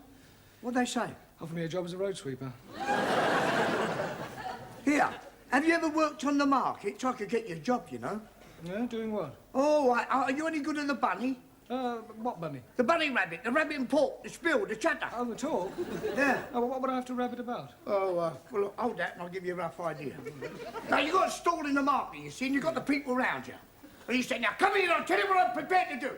I've got 3 little lots here, the gold ingot and the chain worth £20. The gold bracelet worth £15. The gold earrings, don't they look nice? Don't they look nice? You're willing to any jewellery shop in Oxford Street that costs you £40. I'm not asking you 40, 30, or even 20. A tenner would be a bargain. One price only. Speak up, sharp. Third come, first served. A five in the lot. I'll take it. No, I'm only demonstrating. Oh, so... What do you say? No, I don't think it's quite me somehow. You'd have to go back on the dole then, won't you? Well, I could ask Miss Courtney for my old job back. Do you think she'd give it to you? Oh, I'm sure she will, if I crawl enough. Enter. Hello, Miss Courtney. Mr. Brown, this is a surprise. Did you forget something when you left last night? No. Then to what do we owe the honour of this visit? Well, you've done something to your hair. My hair? Yes, looks different somehow. Much more feminine. Oh, really? Yeah, if you don't mind me saying so, you really look quite attractive. All right, Mr. Brown, what are you after? Well, I'm wise enough to know when I'm being softened up. Now, what is it you want? Oh, a reference, no doubt. Well, not exactly. Well, what is it, then? Well, I'll come straight to the point, Miss Corby. Good. I thought about this new job last night, and I've suddenly realised that money isn't everything. Really? After all, you can't buy happiness. So you've decided not to take this job? You're very perceptive. I tried to telephone you earlier today to ask you to bring back the register. Mr. English said that you weren't there because there hadn't been a vacancy after all. Ah. Yeah. So now you've come crawling back to me, expecting to be reinstated. Yeah, well, I would be grateful. I mean, after all, it'd be much easier on the students. I mean, easier all round, really. Do I quite agree? Oh, good. Except for one thing. I have already engaged a new teacher. I'm wondering what new teacher will be like. He won't be as nice as Monsieur Brown. Maybe we have lady teacher. Hey, listen, everybody's. The boss is back. Mr. Brownell? That's right. Sid just told us he didn't get the job. He can be coming back here. It's too late. We got a new teacher. If new teacher leaves, Professori can come back. How can new teacher leave? We fix it. We all act as stupid. New teacher thinks, I not teach these people. I leave. That's a good idea, amigo. We all give stupid answers. For you, that is easy. Sit down, everybody. Hurry up, sit down. This is your new teacher, Mr. Wilkins. And Mr. Wilkins is your student. Andrea Manor, Schmidt, Juan Cervantes, Chung Su Lee, Ranjit Singh, Giovanni Capello, Daniel Favre, Maximilian Papandreou, Jamila Sin Ranja, and Taro Nagazumi. You'll soon get to know them. Any problem, I shall be in my office. Right. I do hope we're all going to get on together extremely well. Now, you. Can you tell me how far you're up to? Por favor. How far are you up to? Sí. I am 5 feet 11 inches. No. Not how tall you are. 5 feet 11 inches. Never mind. I'll soon find out what progress you've made so far. Now, you. What is the feminine of Drake? Miss Drake. Really? You. Spell cough. K-O-F-F. What is an apostrophe? According to the New Testament, there are 12 apostrophes. Peter, Andrew, James, the son of Zebedee, John, Philip, Bartholomew, Thomas, Matthew, James, the son of Alphaeus, Thaddeus, Simon, and Judas. You. Give me a sentence using the word defer. Minks are bred for the fur.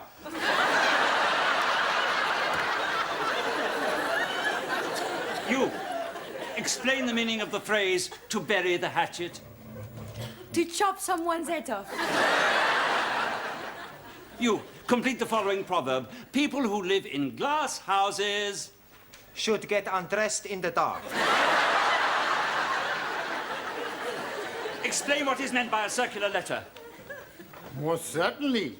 A circular letter is the letter O. You. Also. What is an aspirate? It is a tablet you take when you have cold. You. Could you please tell me, what is the opposite of a coward? A bullard. Well, I am appalled at your lack of knowledge of the English language. In all my years as a teacher, I have never come across a class as ignorant as you are. Well, no wonder your former teacher left. It's enough to make any ordinary man leave. However, I am no ordinary man. I shall look upon this task as a personal challenge.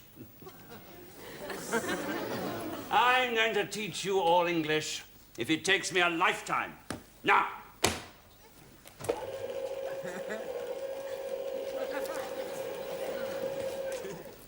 Hello, Mr. Brown. What are you doing here? I'm not quite sure. Miss Courtney telephoned me this morning and said she wanted to see me. You don't know what it's about, do you? Got no idea. Why don't you go in and ask her? Let's just go. Enter? You wanted to see me, Miss Courtney? Oh, yes, Mr. Brown. Are you still jobless? Yeah, I'm afraid so. I was offered another job this morning, but I turned it down. Not enough money? Oh, no, the money was all right. On the face of it, it seemed quite attractive. Office, virtually my own boss. Just didn't like the idea of working below ground. On the underground? No, gentlemen's conveniences. I see. Well, would you like your old job back? Yeah, but I thought you'd already offered it to someone else. Well, I had, but he telephoned this morning to say that he had left. Oh, did he give any reason? None whatsoever. Well, Mr. Brown, I suggest you start immediately. Ah, right, Miss Courtney. On a temporary basis, of course. The boss is coming. Nice to see you, boss. 3 hooray hip-hips for the boss. Hooray! Hip-hip! Hooray! Hip-hip! Hooray! Hip-hip! All the boss. Thank you very much. It's all right. We are getting you back. What do you mean you are getting me back? Well, it's like it is, Professori.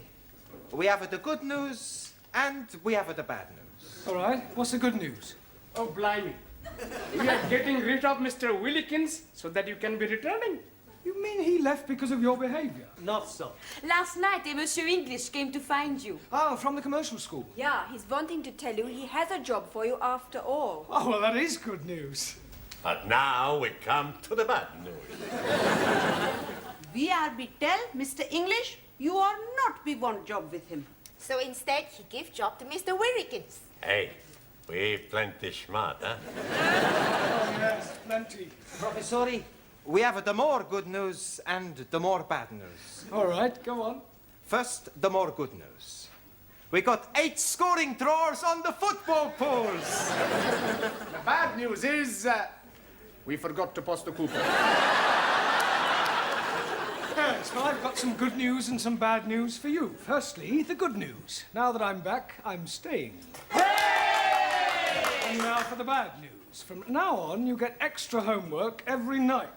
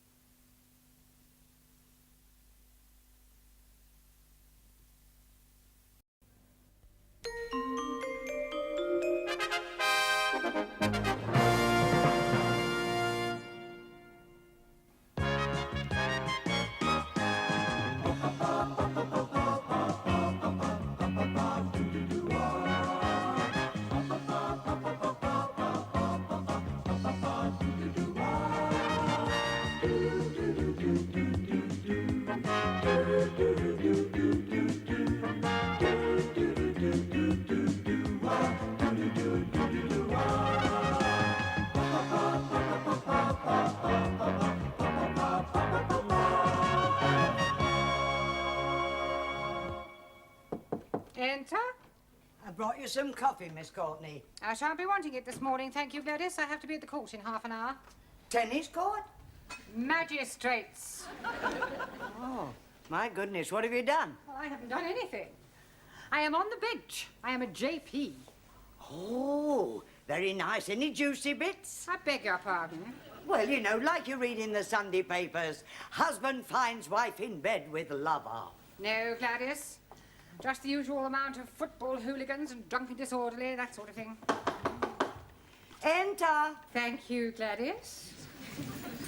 I brought the stockroom keys back. Well, you better hang on to them, Sidney. I shan't want them today. She's in court. Court what? Court. Magistrate's court. Go on, have you been nicked? Nicked? I've got a friend of mine to defend you, and if he can't get you off, he'll bung a few quid to the JP. Most of them are bent. I am a JP. I was only joking. And I sincerely hope you were. I'll see you two tomorrow. Yeah, well, don't be too hard on anyone, will you? Remember, a person is innocent until he's proved guilty. Yes. Well, I have often thought that should be the other way round. Well, you should know best. Oh, I'd hate to come up before her. Me neither. With people like her on the bench, no wonder they demolished the death sentence.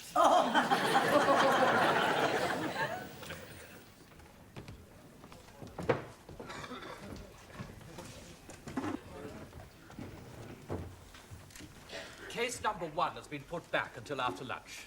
Oh, very well. Let's get on with it. Call case number 2. Call case number 2.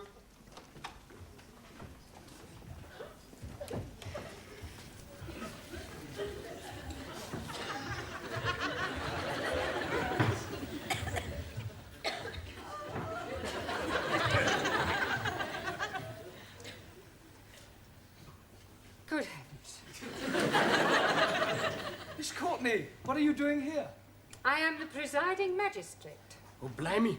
We are being in luck. We are bound to be getting off scotty-free. Silence in court. I take it you know these people, Miss Courtney? I most certainly do. Well, are you sure you won't be prejudiced in their favour? If I am prejudiced, it certainly won't be in their favour. Inspector, isn't it a little unusual for the police to bring so many defendants before the bench at one time? The dock seems a little overloaded. The case is rather unusual, madam. The accused, though acting individually, did in fact commit the offences collectively. I see. What are the charges? Miss Chung Soo Lee and Mr. Taro Nagazubi inciting a riot. I demand diplomatic immunity. Silence. Carry on. Mr. Giovanni Cupello and Miss Danielle Favre disturbing the peace. Mr. Ranjit Singh and Mrs. Jamila Ranjaf causing an affray. Please, I'm not understanding what he's meaning. And I am not understand also, Master Ji. But he's reading out the charges. You mean we are having to pay for being here? More than likely. Will you please be quiet? Sorry. Mr. Ali Nadim and Miss Anna Schmidt causing a public nuisance. Mr. Juan Cervantes and Mr. Maximilian Papandreou assaulting a police officer. He assaulted us first. See, he hit my fist with his jaw. Another remark like that, I shall hold you in contempt. Por favor? Speak when you are spoken to, Juan. Sorry, wrong number. Carry on with the charges. That's all. Well, what about Mr. Brown? Oh, I'm not charged with anything. And what are you doing in the dock? I've come here to speak on their behalf. He's our mouthpiece. Sure.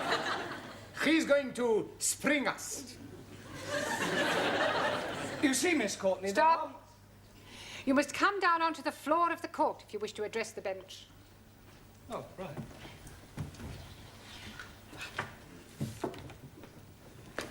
You see, Miss Courtney, there Stop. I am not Miss Courtney. Funny, she looked like Miss Courtney. You will kindly address me as Your Honour. Sorry, Miss Courtney. Your Honour. But there are mitigating circumstances, and I'm sure that when you've heard what the students have to say, you will decide to act leniently. Well, we'll see about that after we have heard the explanation. Yes. Well, it all happened last Friday evening after class. As part of their homework, I decided to give the students various tasks to perform, things to do, places to visit. Suli and Tara, would you tell the court what happened in your case? Take the stand, please.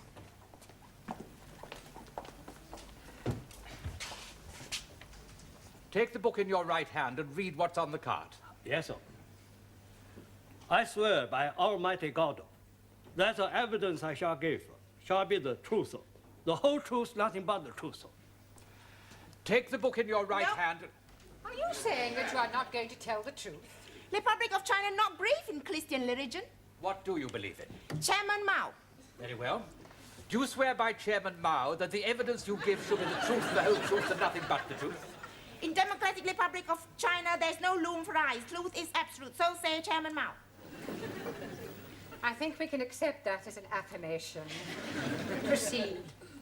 Task Mr. Brown allocate to Talo and me is visit Speaker's Corner in Hyde Park to observe auditors. Say to you again, ladies and gentlemen, do not be deceived by assurances of a so-called change of attitude in China. They are still governed by dictators. The people are still oppressed. Rubbish! It is not rubbish. China is still an aggressive nation. It is Western imperialists who are aggressors. China is still a free democracy. Now who's talking rubbish? You are. If you don't like it over here, get back to where you came from. Don't speak like that to my friendo. You are ignorant capitalist Ratty, you are. Now calm down. If you wasn't a lady, I'd thump you. I have news for you. I am no lady.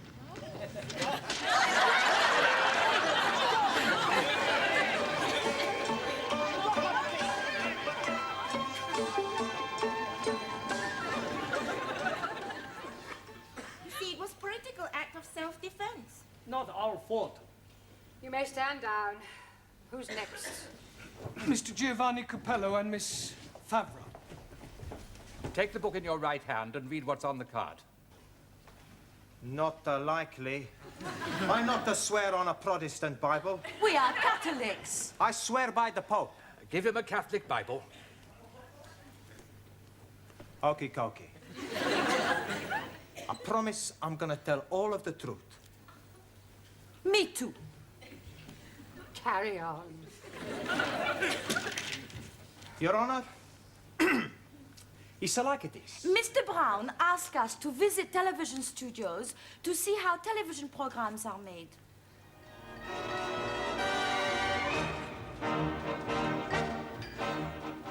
Oi, Yes? where do you think you're going? We go to have a look round. You're not allowed in here without a pass. But I'm sure you can look the other way. Rules are made to be broken, no? Not by me, no. But it's for our homework. Sorry.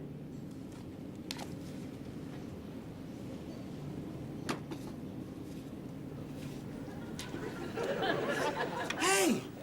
What's that down there? Where? Come on. Hey!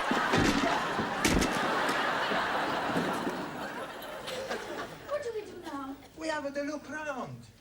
Don't worry, nobody's gonna find us here. Santa Maria.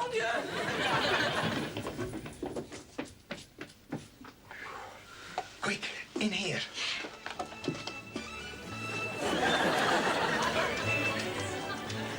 Good afternoon and welcome to another edition of World of Sport. This afternoon on our search for sporting action... Excuse me. But which way do we go? Do you mind? I'm on air.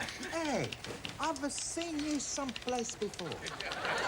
You don't half look like that David Dickey. Dickie Davis, you spaghetti. Ah, that's right. Look, I am Dickie Davis and I'm trying to do a programme.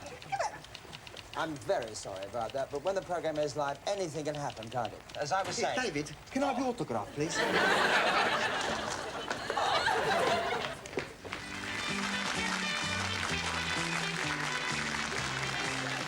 Thank you very much. Good evening, ladies and gentlemen, and welcome. My first guest tonight has flown across the Atlantic specially to be with us. I think perhaps it's best... Hey, I know you. It's Sir Michael Parkington. It's not, it's Simon Andrews. Oh, sorry. Oh my God.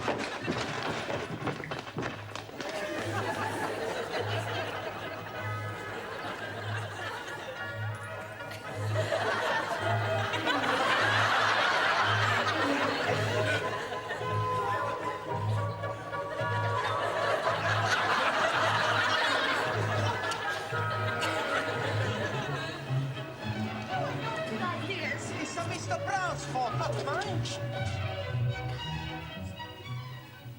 Your Honor, I arrest my bag. No, Giovanni, you rest your case. Okay, Cocky, arrest my bag and my case. Silence! And there is far too much levity in this courtroom. We will now take a short break, and when we come back, I shall hope for a little more respect. Otherwise, the court will be cleared.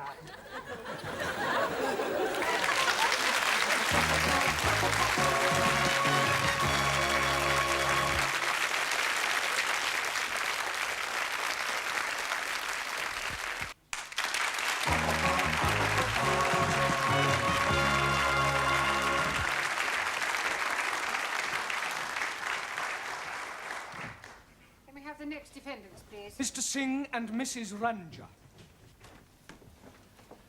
What do you swear on? I never swear. It's against my religion. He is being mean swear on holy book. 1,000 apologies. I'm swearing by the Guru Granth Sahib.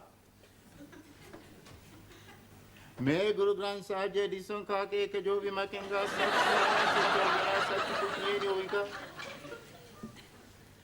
No, I am be swear by Almighty God.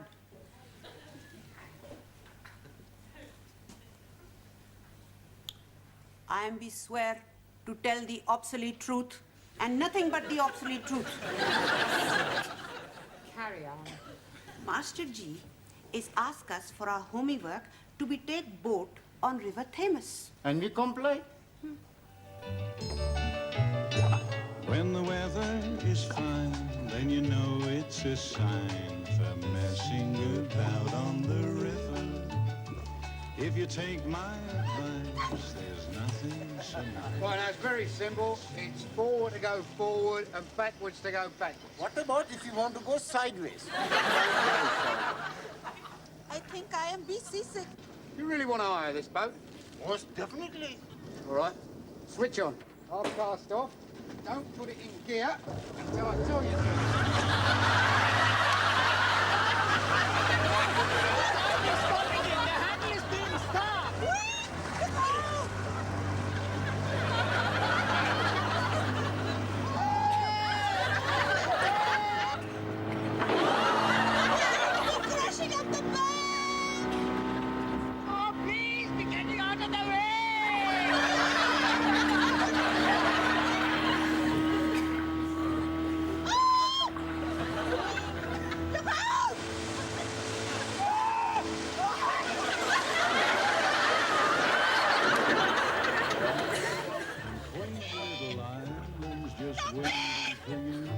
So I'll leave you right now. Cast off your bag.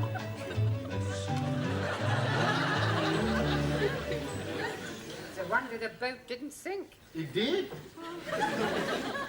Stand down.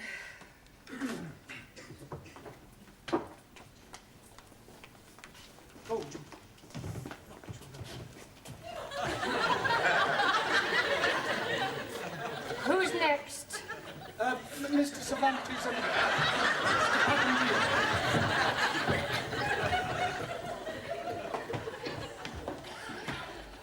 Take the book in your right hand and read what's on the card. Por favor.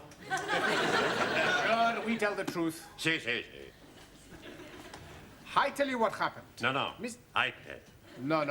I speak good, better English. No, I speak better English than you speak better English. Si me lo... No, me echa la hora, tontería bajada.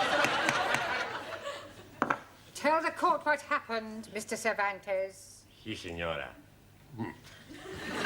And Mr. Brown, he tell us to go and see the wax. Wax works. He say, I tell, not you. Okay. So we go to Madame Tussauds.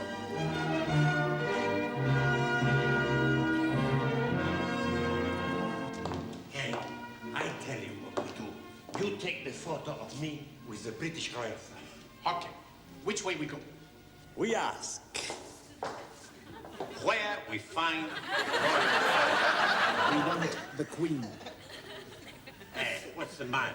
You dead? He's a wax man. Looks like a real man. Hey, look, here's another.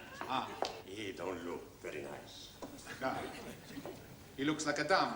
How they get mustache? Good. Panayam. This is speaking dummy. Can I help you, gentlemen? You're a real man. Yes, including the moustache. And we are looking for the royal family. I'm going to have the picture taken with the Queen. Arminal. Members of the public are not allowed to touch the exhibits. It's all right. We not tell nobody. Thank you very much. Unfortunately, you are too late. We are about to close. You will find the exit that way.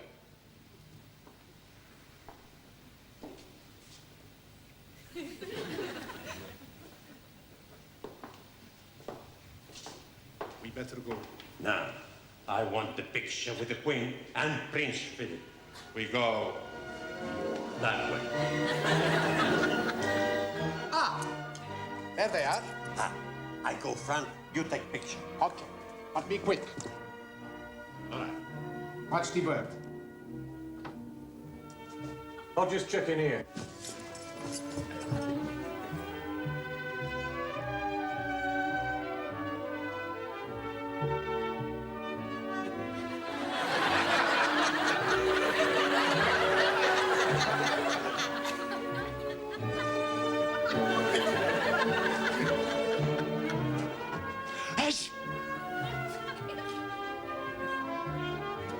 Come on, you two.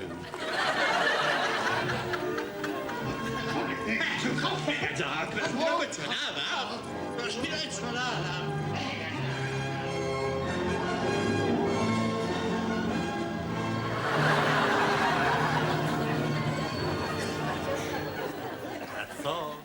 It's quite enough. You may stand down. Mr. Nadim and Miss Schmidt. I swear by Almighty God that the evidence I shall give shall be the truth, the whole truth, and nothing but the truth. And what about you? Oh, blimey. I'm also swearing, but by the Holy Quran. मैं कुरान शरीफ पे हाथ रख के कसम खाता हूँ कि मैं सच बोलूँगा, पूरा सच बोलूँगा, सिवाय इसके कुछ नहीं बोलूँगा. Oh, yes. Proceed, please. Jolly good. Teacher is tolding us to be visiting... I am not tolding you anything, Ali. Oh, yes, please. I was being there when you were tolding us. There's no such word as tolding. Teacher is right. Thank you, Anna. Mr. Brown told us. The past participle of the verb to tell is told. Mr. Brown, may I remind you that you are not here to teach English? Yes, Miss Courtney. Sorry, Your Honor. Carry on, Mr. Nadim. Jolly good. Mr. Brown told us to be visiting the zoo. We saw all the animals, and on the way out, Ali decided he wanted to ride on the elephant. See the elephant with a long trunk swinging, the great big ears and a long trunk swinging, sniffing up the peanuts and a long trunk swinging. We can stay all day. We're going to the zoo, zoo, zoo. How about... Excuse me, please. We are wanting to have a ride on elephant. Hard cheese. Would you like a hearty dog? What? You were saying your cheese is hard, so I'm offering you my hearty dog. Why don't we start again? We would like a ride on the elephant. Well, you can't. Why not? You are not allowed on the elephant without a keeper. We are wanting to be riding on elephant, not the keeper. I've no idea. You go for keeper. No, I go for plank. You come two. We're going to the zoo, zoo. Hello. Oh, it is an Indian elephant. How do you know that?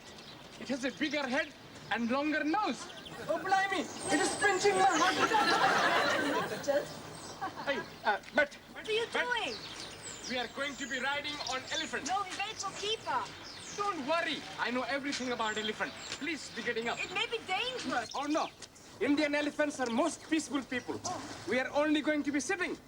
Climb, please. Climb. Hey. Come, Ali. Oh. You're very high. Oh, yes. When I was being a little boy in Delhi, I used to ride elephant. Oh, yeah? Oh, yes. To be going on left side, you're pulling left here. Yeah. To be going on the rightwards, you're pulling right here. And to be stopping, you're pulling both ears. What about starting? To be starting, you bang on head. Big Ali! Oh, blimey!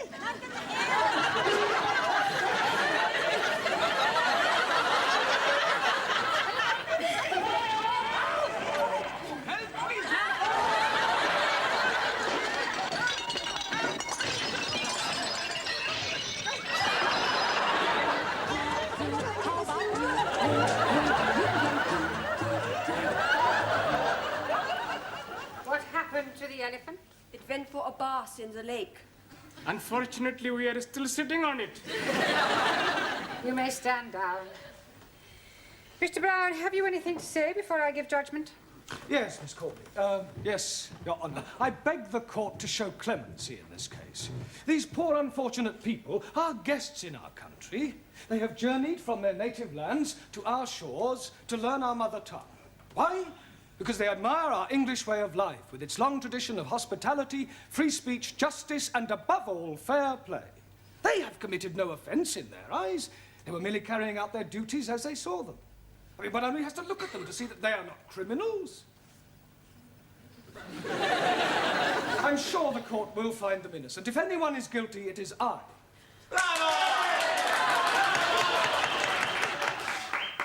Thank you, Petrocelli. Well, having regard to your impassioned plea for mercy, the court tends to agree with your remarks. The accused are more misguided than mischievous. Therefore, the court finds the defendants not guilty. However, the court agrees with Mr. Brown that if anyone is guilty, he is. To have sent out these poor, unfortunate students on such foolhardy errands is highly irresponsible. It is a pity that the court cannot punish you. But be warned, Mr. Brown. If you ever come before this bench again, for whatever reason, you will be severely dealt with. The court will adjourn.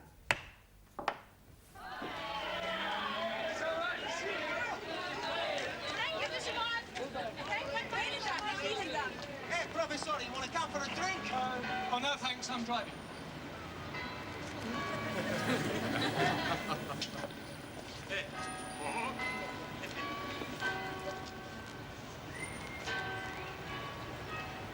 Is this your car, sir? Yes. Having trouble with your memory, are you, sir? Pardon? Your road tax disc has run out, sir. Ah, well, I'm sure I've applied for it. What's going on, Constable Jones? Another tax dodger, madam. Really? Well, while you're at it, Constable, why don't you check his lights and his tires? And how about his insurance? I shall be sitting again tomorrow.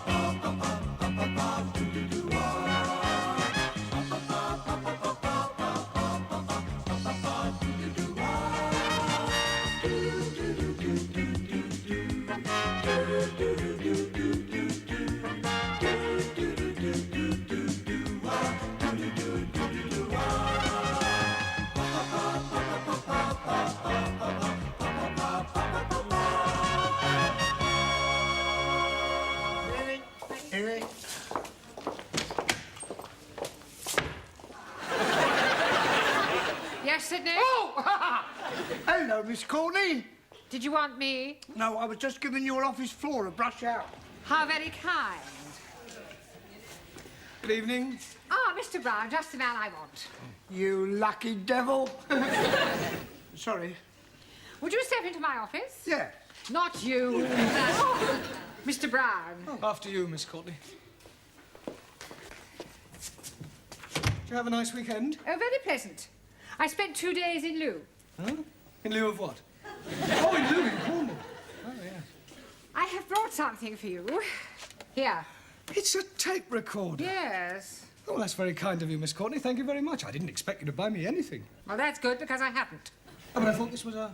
That tape recorder belongs to the music class. I thought it might be a good idea if you used it to try to improve your students' elocution. Oh, yes, that is a good idea. How does it work? It is self-explanatory, Mr. Brown.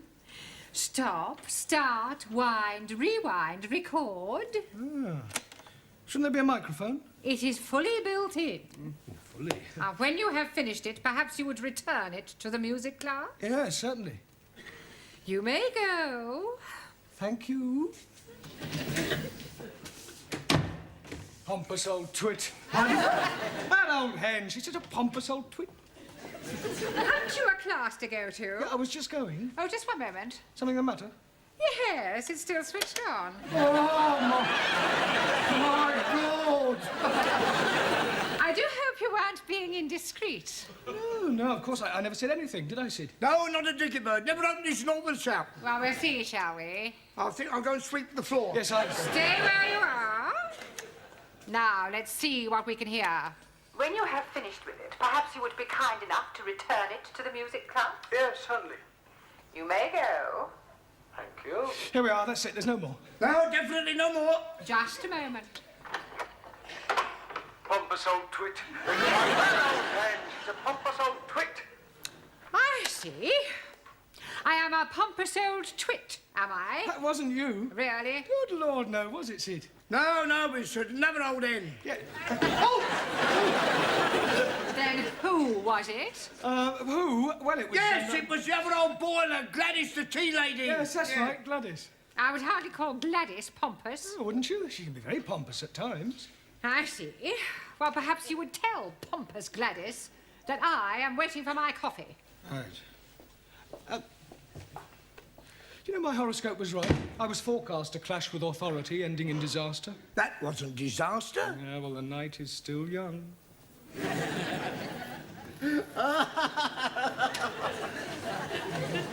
you are.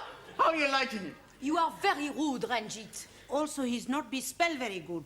Please, Ranjit, lap it off before Ari arrives. No. You make Ali very mad. I am not caring. Yesterday, Ali is calling me a monkey face.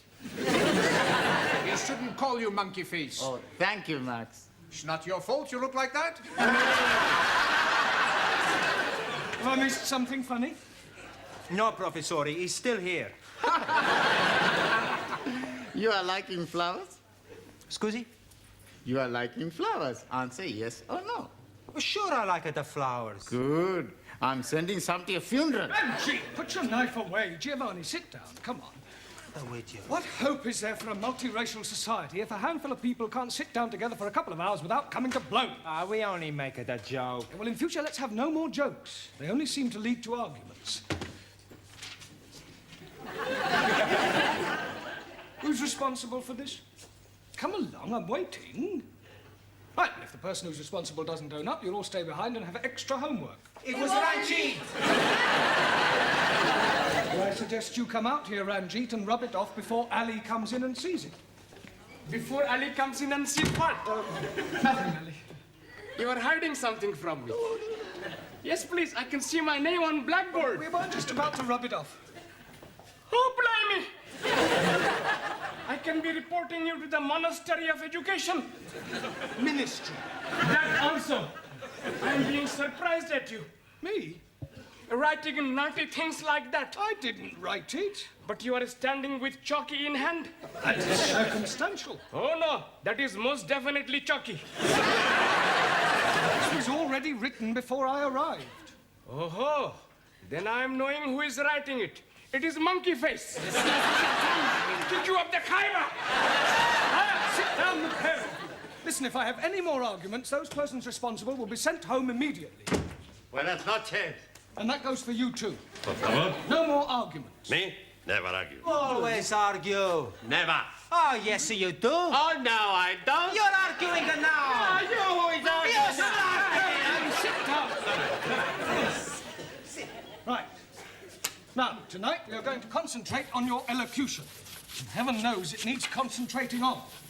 Right. Now, this is a tape recorder. We're going to have the music while we work. No, we're not. We're just going to have the work. I'm going to ask each of you in turn to say something into this, then we'll rewind it and play it back, and we'll correct any mistakes or mispronunciations you may make. Right? You first, Ali. Jolly good. What shall I be saying? Well, just say anything at all that comes into your mind. Anything at all that is coming into my mind. Anything. That'll do. Yes, good. Max? Here is the news. And this is Maximilian Andreas Archimedes Papandreou speaking it. Today, we not have any news. Maybe tomorrow we have some. Danielle? My name is Danielle Favre, 36, 21, 35. I am French, au pair, and I like all kinds of sports, in the doors and out of the doors. Thank you, Miss France. Taro? Also, Fantastic. 1-0, 2-0, 3-0, 4-0. Good out. Good. Well, no.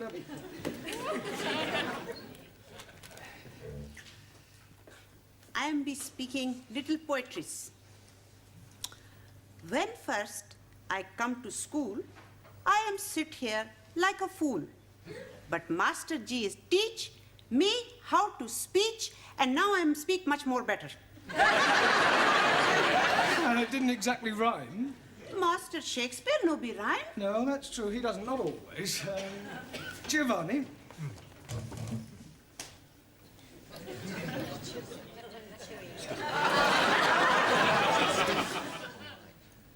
Arrivederci, Roma. Giovanni, this is not a talent contest. Just say a sentence or two. Okay, Cocky. I am in the English class to learn how to speak the English. Now I speak the English and so... you still have a lot to learn.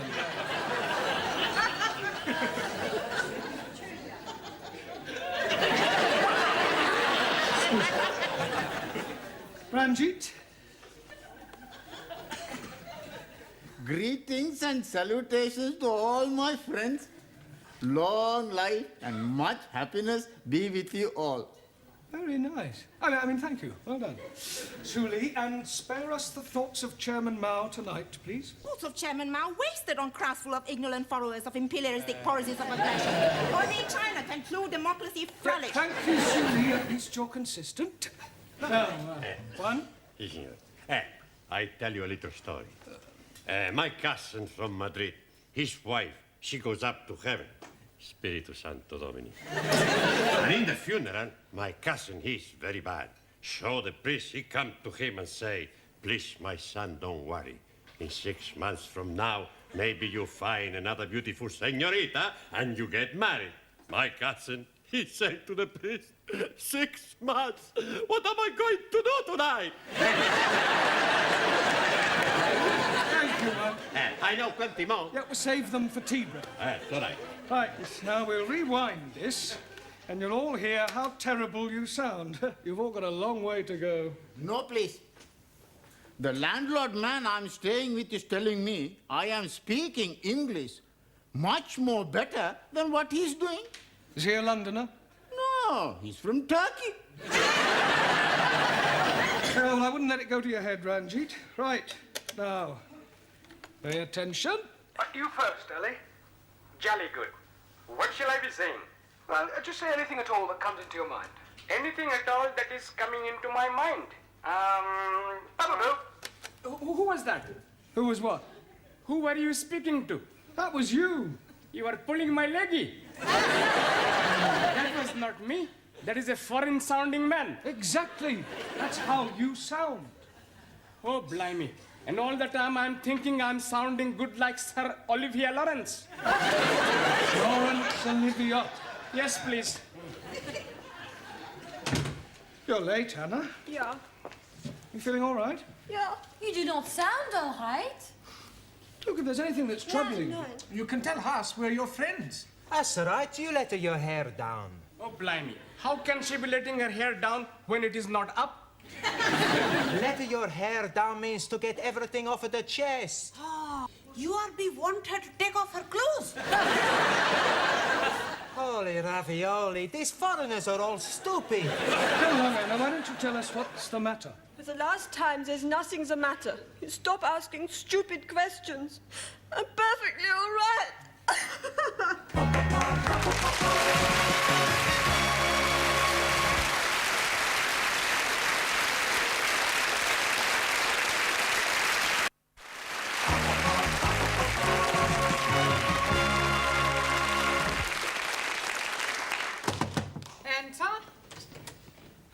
I'm returning the tape recorder. I took it back to the music class, but they'd all gone home. Oh, very well. You can leave it there. Have you finished now? Yes, I've just got to give them their homework. I think I've got a slight problem. No? Your class is one big problem. I'm rather worried about Anna. In what way? Well, she burst into tears when she arrived, and so far, she's refused to say what's troubling her. Oh, dear, I do hope it isn't Miss Rowbottom all over again. Pardon? Needlework class last term. Exactly the same symptoms. Weeping all over her embroidery. Refused to say why. Did you ever find out what was the matter? Oh, yes. Was it something serious? Was for Miss Rowbottom. She was pregnant. Please, Anna, tell us what is the matter. I'm all right. How can you be saying you are all right when you have been crying buckets of water? You can do nothing to help. How you know we can do nothing to help if you not tell us your problem? All right, I tell you. I have to go back to West Germany. Why you got to go back? My visa as au pair's kaput. Finished. 2 years is nearly up. Why not ask for extension? Won't work. I have a friend from East Germany, Eva, also au pair. She's been told she has to go back next month. You don't want to go back? No, I want to stay here. You can be staying with me. I hide you. Nobody will be knowing you are there. Thank you, Ranjit, but it won't work. Maybe you ask for diplomatic immunity. Ah, Suli is right. You can be a detector. Defector. Ah, that is what I mean. People only defect from east to west. I'm already in the west. Go to Chinese embassy and join with Republic of China in fight against Russian aggression. I want to stay here in England. I have answer. Become British citizen. How? Wife automatically take nationality of husband. Hey, that Taro's got something. You must get married. With an Englishman. Hey, how about Sid? He is an Englishman. He's already being married. We put something in the newspaper. Wanted. Smart Englishman, plenty money, good looks, to marry beautiful German girl. Very sexy. I can't do that. Sure you can. When I marry, it must be Mr. Wright. Is he English? Who?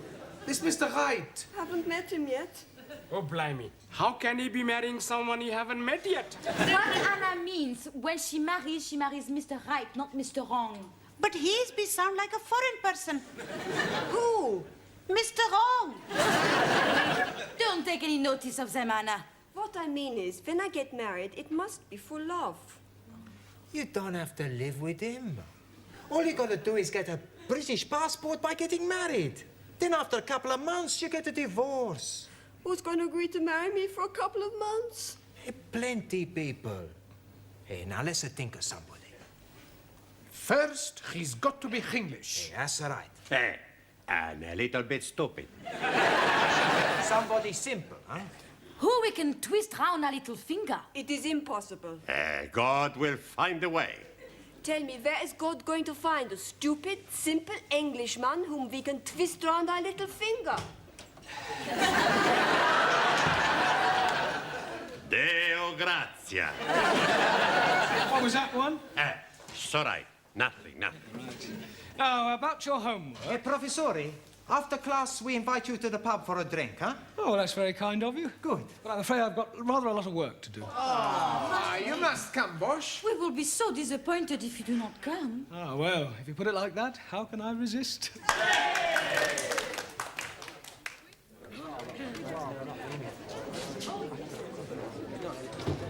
Now, don't forget, we give Mr. Brown plenty of the softer soap. What is the soft soap? The flannel. Soft soap flannel. Is he going to have a bath? I think he means we are going to be getting Mr. Brown in a good mood. Why don't you speak the better English? Hey, I think they're coming back. Okay. Now, not to worry, Anna. We fix you up, huh? Here we are, then. Who ordered what sauce?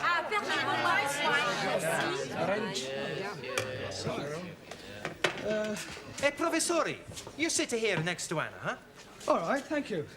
Right, now what should we drink to? To the future. To the future. Salute. You ever think about the future, Professori? Sometimes. You ever think of getting married, Bosch? Not really. Every man should be married. Especially to a woman. Better than living by yourself. Men, no. Not meant to live by bread alone. It is not natural. Men and women are made for each other. In China, We brief it is duty of every citizen to marry and produce little citizen. You are missing a lot of nice pleasures. You're all very concerned to get me married off. We are only wanting you to be happy. Well, I'm quite happy as I am, thank you. What about you, Anna? You haven't said anything yet. Or are you against marriage? Oh, no, I would like to be married. I can't understand why she's not married already. Such a beautiful girl, eh, Professori? Pardon? That Anna, she's a beautiful girl.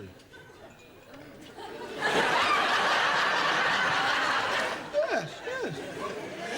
One day, she's gonna make somebody a nice wife. She's a wonderful cook. Good with the house cleaning. Kind-hearted.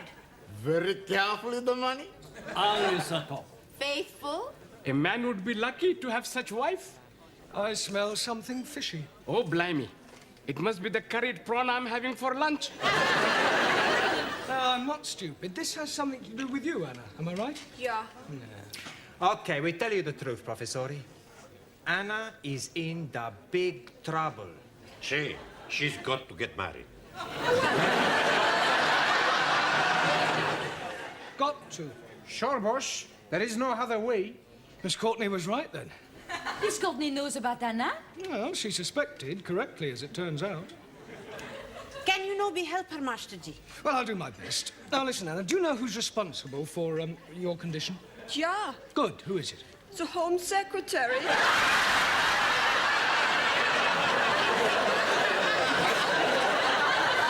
I beg your pardon? He is the one. You sure? Yeah, I'm sure. You must be mistaken. Nein, he is the one. Well, I'm afraid he must have been lying. Who was lying? Well, this person who told you that he was the Home Secretary. What person? Well, the person who put you in the state you are in. Yeah, the Home Secretary. Couldn't have been the Home Secretary. It was. My girlfriend Eva is in the same boat with me. You mean your girlfriend is also in your condition? Yeah. Oh, both of you were in the same boat with the Home Secretary? Yeah. I can't believe it. It's true. Eva has written to him, but he says her visa cannot be extended. Mine also is ending. That is why I must get married with an Englishman. Just a minute. You mean you want to get married to stay in the country? Yeah. And for no other reason? Nein. Oh, well, thank goodness for that. Okie dokie, when we fix the wedding? There won't be a wedding. Look, shh, look, Anna, much as I sympathise with your predicament, I can't marry you. It wouldn't be right. I may be old-fashioned, but I believe that people should marry for love and not merely as a matter of convenience. Yeah, you're right. Excuse me. I got to fix my face. Honestly, I'm surprised at you lot. Concocting a stupid idea like that? We only wanted to help Anna. We feel very sorry for her. Yeah, well, I'm sure you meant well.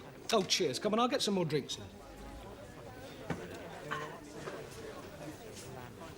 Poor Anna. She is going to be very sad. Yeah. We have to fix something, Giovanni. Hey, I got it, Maxi. We get him drunk. Who we get drunk? Professori. Then tomorrow we not remember anything. And we tell him he agreed to marry Anna in here tonight, in front of the witnesses. Anna will never agree to that. Sure she will. How you know? We get her drunk as well.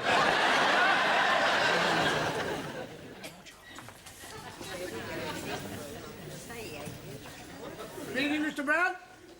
Not particularly. Feeling under the weather? Just a bit. I had a bit too much to drink last night. Buonasera, Professori. How you feeling, boss? Terrible. Last night you were a very happy man. Was I? I don't remember. You not remember dancing on the table? I didn't. You did? With Hannah? Just after you asked her to marry you. Well, I'm afraid I'd... What did you say I did? You ask Anna to marry you. Oh, no. Oh, yes. You say you felt sorry for her. You don't want her to go back to Germany, so you tell her you marry her. Are you sure? Positive. She's gonna fix the date tonight. You're a very lucky man. Tran, tan, ta, tan.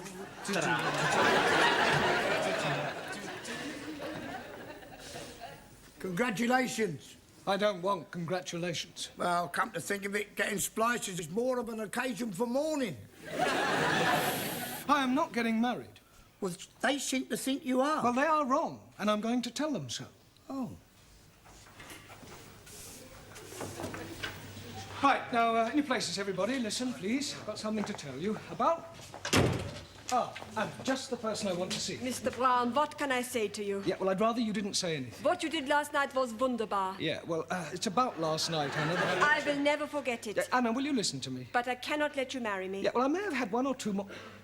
What did you say? I cannot let you marry me. There's no need. You mean you found somebody else? I telephone Home Secretary. He can't marry you. He's already got a wife. I phone about my visa, and he tells me I can stay because I'm part of common market. That is good news. But how can I thank you for your kind offer? Oh, well, that was nothing.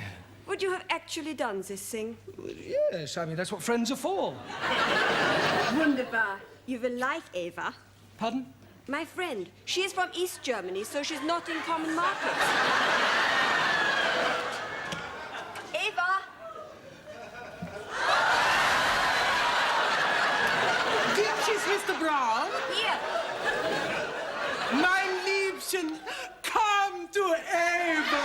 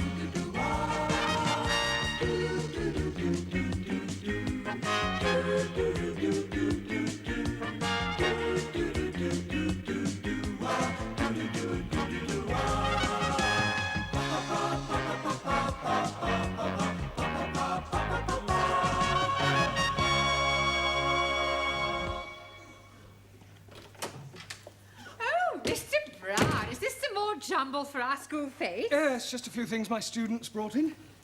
What are these? Sikh underwear from Ranjit. Oh, well, I suppose we can always ask the needlework class to sew up the flies and take a bit off the legs and put them in as a pair of football shorts. Thoughts of Chairman Mao. No need to ask where that came from. Oh. Danielle? Max. I beg your pardon? He swears he found it in his pocket. There's no idea how it got there. Likely story. Well, you better bring this along to my office later and we'll lock it up with all the rest of the stuff until Saturday. Very well. By the way, we've got one. One what? Don't you ever read the notice board? I don't get a lot. Obviously not. There has been a notice on the board for the past 2 weeks to the effect that we were hoping to get a celebrity to open our school fete. Oh, yes, I remember now. Who have you got? Robert Dougal. Oh. You remember? He used to read the news. I've got the art class making stickers with his name on to put across the posters. Buenas noches, señora. Ah, good evening, Mr. Cervantes. How's your English? Por favor. Your English? Your English. Me Spanish. Sorry, I asked. Where are the others? Everybody's coming pronto. Oh, good. I come first to talk how you say hombre to hombre. Man to man. It's all right. I have met a beautiful señorita. And I have met a beautiful girl. Just like me. What's her name? No, I haven't met anyone. I was merely correcting your English. Spanish. Yep. Why? It's all right, it's all right. Well, I want to take Rita, that's her name, away for the weekend holiday. But she lives with her mother, and she thinks maybe her mother not let her come away with me. What can I do? Well, why don't you ask her mother? I don't want to go away with her mother. Ask Rita's mother if you can go away with her on holiday. You think she'd say yes? Well, I've no idea. What are your intentions? Por favor. I'll be blunt. Are you hoping to get Rita into your room? No. Good. Not my room.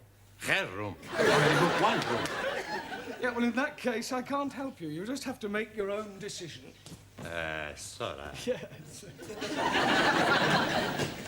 Squeeze, please. I'm buying you a cup of tea. Oh, thank you, Ellie. I am buying you a chocolate biscuit. Oh, thank you, Ranjit. Unfortunately, while I'm coming from the canteen, I am eating it. Well, never mind. It's the thought that counts. Cheers. That's funny. What is it? This tea tastes like coffee. Excuse, please.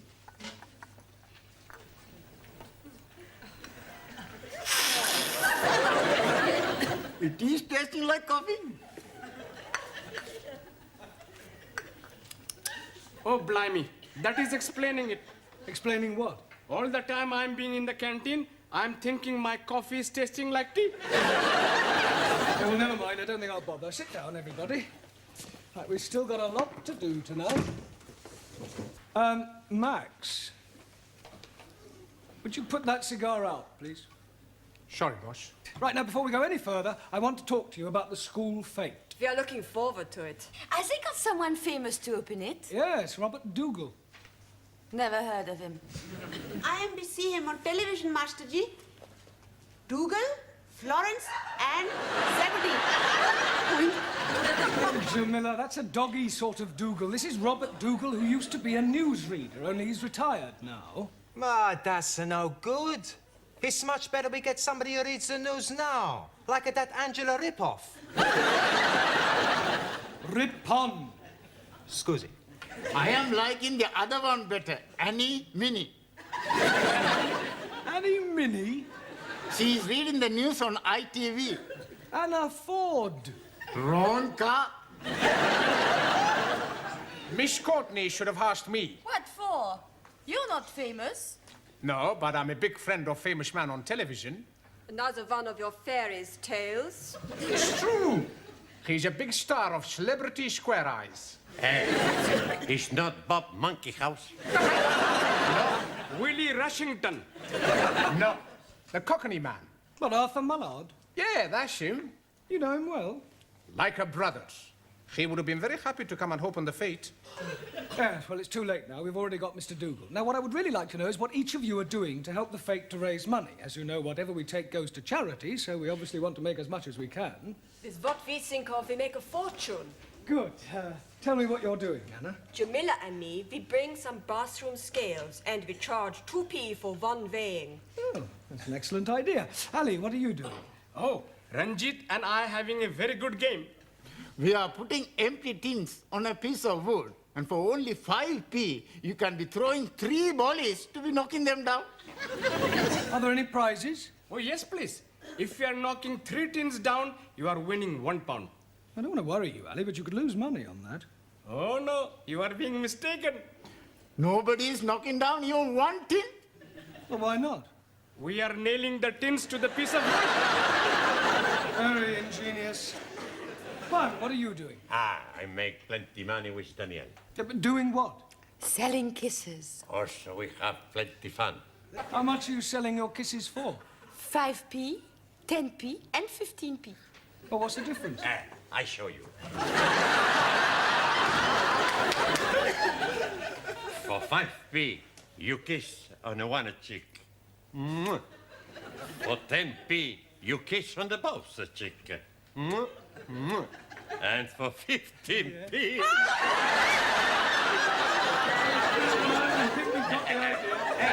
I buy one of them 15p kisses. I don't kiss you. Not to you, Daniel, you great Spanish paella. You don't speak to me like that, you macaroni face. Right, that'll do. Sit down and behave yourselves. That means you. Sorry. Right, Max, what have you in mind for Saturday? I tell you. The boss asked me to tell him. We both to tell him. Okay. We got a great idea. We got a great idea. Jammer jars. Jammer jars. Jam jars? That's right. That's right. You're beginning to sound like an echo, Max. Do you have to repeat everything Giovanni says? Sorry, boss. First, we get the jam jars. First, we get to the jam jars. You start. Excuse me. We put the jam jars on the floor. And people try to throw 10p into a jam jar. If they miss, we keep the 10p. And if they get one in? They win 5p. We can't lose. Clever, eh? Yeah, I don't think you'll get too many takers. Taro? Also, Yeah. Are you doing anything? yes, sir. Swappo, shopo. Swappo watto? Oh, swap, shop. Oh, yes, very good. Mr. Brown, Miss Courtney asked me to remind you to take the jumble in. Ah, thank you, Sid. I'll be there straight away. Righto. Right, I shan't be a minute. In the meantime, would you turn to page 130 and study the chapter on clause analysis? Max, would you clean the board? Okay, boss. Oh, no. Well, how awful. Are you sure? Oh, dear. Yes, well, thank you very much for telling me. Goodbye. Bad news? Extremely. Mr. Dougal has flu. He is confined to bed. Oh, great. There goes our celebrity. Well, now what are we going to do? We've got no one to open the fates. Just a minute. Max. Max? The Greek? Well, he's not a celebrity. No, but apparently he knows Arthur Mullard. You know, that TV chappie? Oh, yes, I think I know the one you mean. Speaks a bit like Sydney. That's him. Oh, well, I suppose beggars can't be choosers. Do you think Mr. Papandreas could get this Mr. Mallard? Mullard. Yeah, Mallard, yes. Oh, why don't we go and ask him? What a good idea, Mr. Brown. Right, Max, I want a word with you. I was telling Miss Courtney that you know Arthur Mullard. You are, don't you? Come on, speak up. Max, how many times do I have to tell you? Smoking is Well, not never allowed. mind about that now, Mr. Brown. You know this Mr. Mallard really well, do you? We are just like that. He'd do anything for me. And you say he'd be happy to open our fate? Sure he would. Oh, I expect he's far too busy. For me, he'd drop anything. Good. Then you can ask him to open our fate on Saturday. Okay, I ask him to... What? Tell him to be there by 12 o'clock. Oh, we'll pay his expenses, of course. Oh, thank you, Mr. Papandreas. You have saved the day. Now, come along, Mr. Brown. You've got to... Hey, what's the matter with you? You don't look very happy. I'm not very happy. Oh, blimey. I'm thinking he's dropping clinker. Fairies' tales, Max. I did meet him once, When? 2 years ago. I sat next to him on a bus.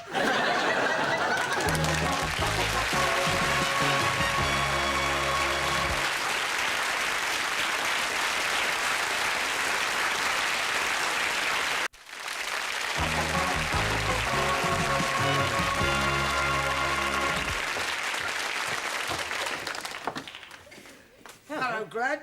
Here, have you heard the news? Eh? They've got Arthur Mullard. Why, what's he done? For the fate. He's going to open the fate. Oh, yeah? Yeah, I think he's lovely.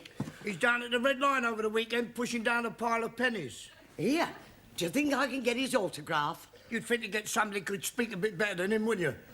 Well, what's the matter with the way he speaks? Speaks just like you. Yeah, that, he don't speak nothing like me. He's common. What are you going to do, Max? What about? About your great big celebrity friend that you do not know. Nothing? Hey, you got to do something, Max. Don't worry. I fix everything. After class, I go to the pub and telephone Miss Courtney.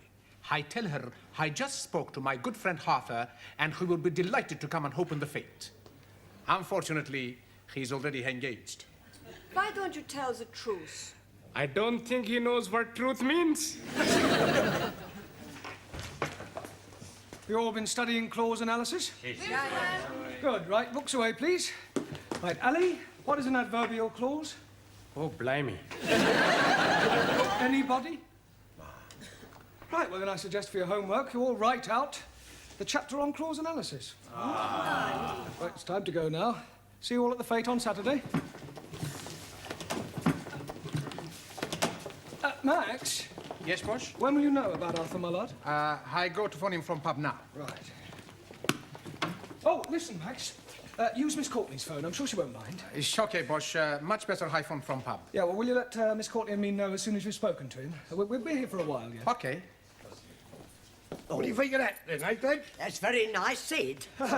Going in for modelling, Sid? No, just trying on the jacket. Miss Courtney said everything on the row was a fiver. And very reasonable. Can I pay you now, because I won't be at the fete? That is not until after the pub shut. I don't see why not. If we can't have first choice, who can? Ah, well, there's my fiver. Right, I'll see Miss Courtney gets it later.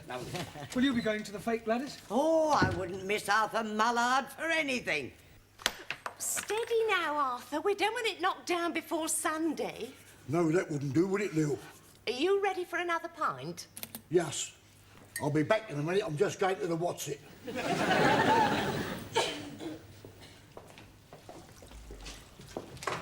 What you having? Half a pint. Okay, Cocky. 2 halves, please, miss. And I'll have a pint of pig's ear. I thought you couldn't hear very well. Hey? He hears what he wants to. 2 halves and some pig's ears, please. Hey, you better go phone Miss Courtney, huh? Okay. Sid, you got Miss Courtney's number? Yeah. Well, what do you want it for? I got a phone her about Arthur Mullard. Oh, him? Yeah. Hey, do you know Gladys said I speak like what he does? Yeah, that... Hey, wait a minute. What? I got an idea. Yes, come over here. Bring the drinks, Giovanni. Okay. Will you make me a favor, Sid? What sort of a... What sort of a favour? It's worth a quid. Yeah? Who do you want knocking off? Nothing. No. I want you to telephone Miss Courtney and tell her that you are Arthur Mullard and that you won't be able to come and help on the fete. I thought you were supposed to have fixed all that. He's not fixed nothing. He doesn't even know this Arthur Mullard. Been opening your north and south again, have you? Will you do it? Ah, go on. For a quid, I'll do anything.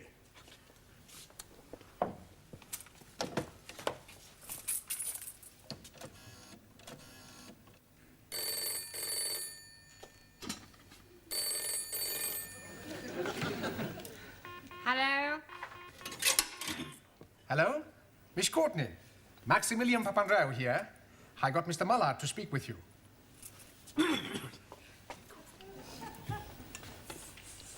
Hello? Oh, good evening, Mr. Mullard. It is kind of you to open our fete on Saturday. Yes. That's what I was phoning you about. We can't pay you a fee, but we will pay your expenses, of course. Say, £50. 50 quid? Cash? Oh, that's lovely. What time would you like me to be there? 2:30? 2:30? All right. I'll see you there on Saturday, 2:30. Tell her, love. What are you doing? Are you crazy? She's offered me 50 quid in cash. Wrong. She's offered that to Arthur Mullard. Look, everybody thinks I speak like him. All I need is a bit of a disguise. And a big pair of stilts. It's not gonna work, Sid. You're not the fool nobodies. No. Well, at least I tried to help, didn't I? Cheers.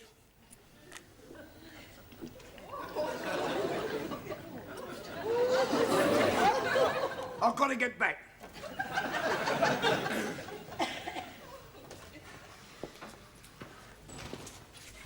I'm up the creek without a paddle. You're up at the creek without even a boat. Blue.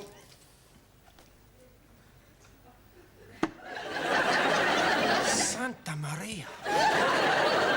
What's the matter? Without turning around, who does the man at the bar remind you of? How can I see without turning round? Just have a quick look.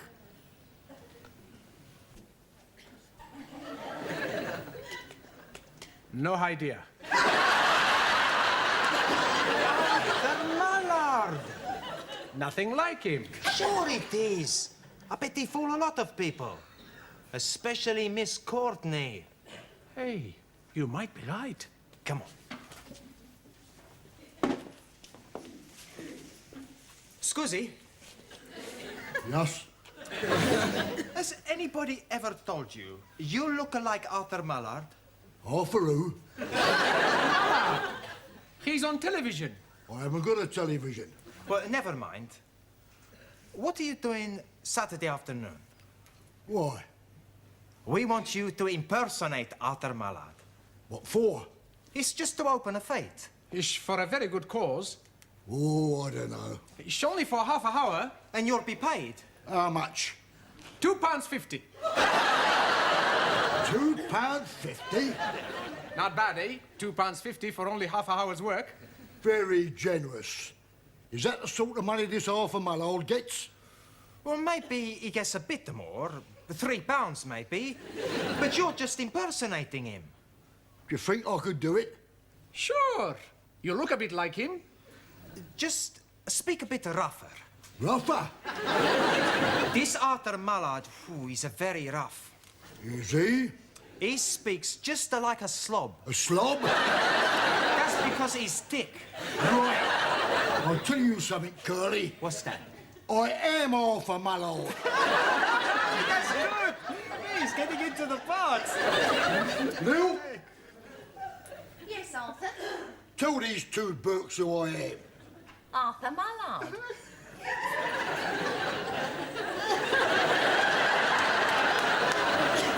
Holy ravioli. He really is Arthur Mallard. Slob, you call me. He didn't mean it. Well, I'll tell you something that I mean. You're a loud-mouthed, ignorant, spaghetti-eating twit. And it's only my good nature that stops me from punching your head in. Mr. Mallard? What? Does this mean you won't be coming to open our fete? You must be joking. Now look what you've done, you and your big mouth. Yeah, my big mouth. What about your big mouth? You started it. I tell you something. Harper is right. You are an ignorant spaghetti-eating twit. Listen, Shorty, you get up off your knees and say that. Don't you speak to me like that. And don't you push on me like that. Ah, push off.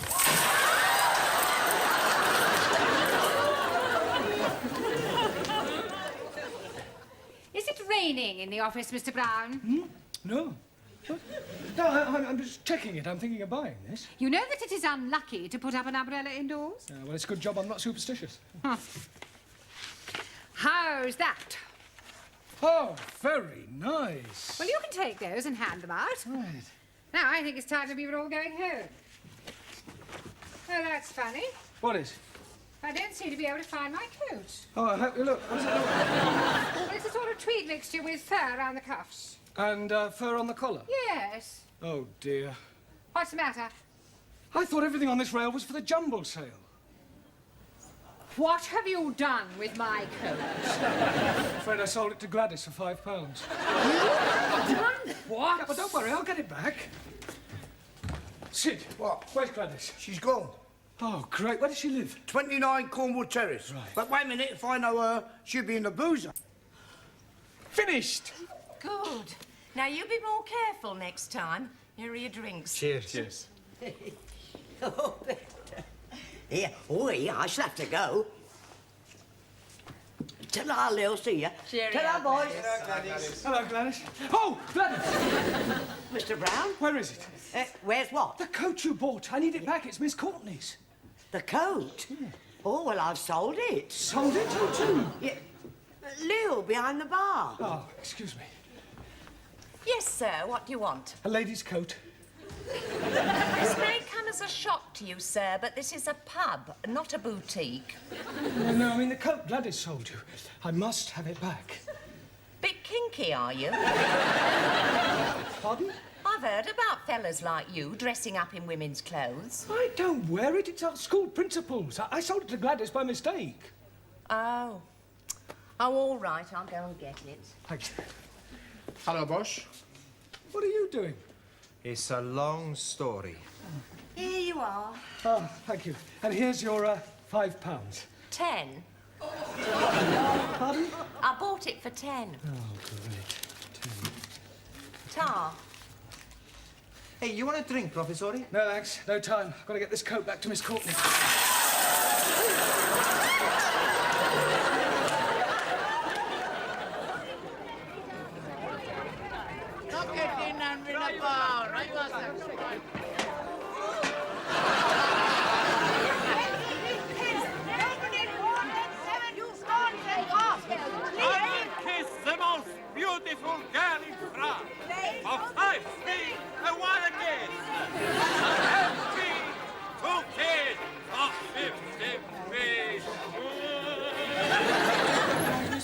the jumble stand. Jolly good. Yeah, and be quick, oh.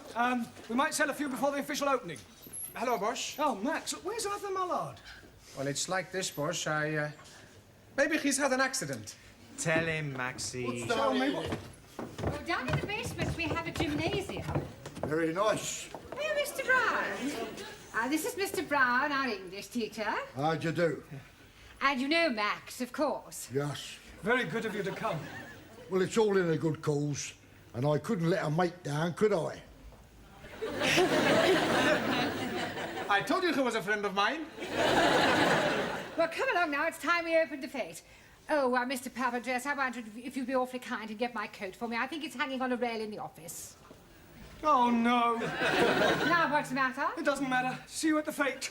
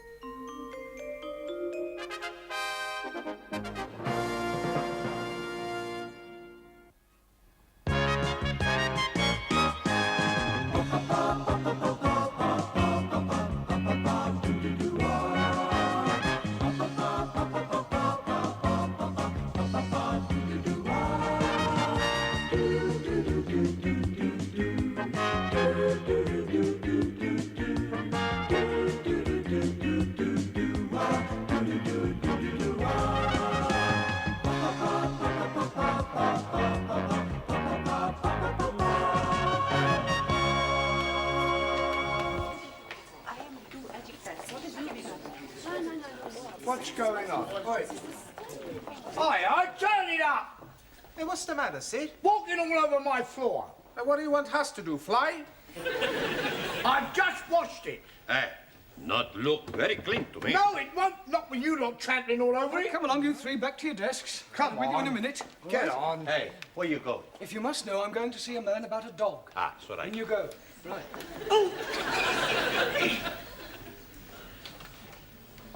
But I told you to wash this floor. You did, But do it immediately. It's disgraceful.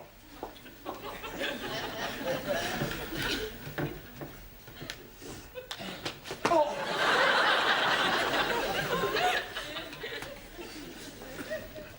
Right, everyone back? Well, I must say it's nice to see you all working hard for a change. Si, Senor Brown. We study for our exam. Eggs and ham? Si. In few weeks, we have exam. The word is exam. Ah, sorry, wrong number. Excuse me, Mr. Brown. Yes, Miss Courtney? I am extremely worried about the forthcoming examinations, particularly so far as your English class is concerned. Another failure would be unthinkable. Oh, don't worry, Miss Courtney. This time we will sail through. You had better. However, in order to reassure myself, I am visiting each class in order to check on its progress. I am just on my way to the woodwork class, but I shall be back in a few moments to give your students an oral test. And I do expect some correct answers. We'll do our best. I just hope your best is good enough. Do not worry, we will be surprising Miss Courtney. Well, that's exactly why I'm worried. Por favor. Yes, one. Did you buy the dog? What dog? The one you go see man about. I went to spend a penny. Ah, very cheap dog. All right. Now, I've checked your homework last night, and you're still making far too many elementary mistakes. For example, Ali. Yes, please. The letters OHMS stand for On Her Majesty's Service, and not for only Hindus, Muslims, and Sikhs. Jolly good.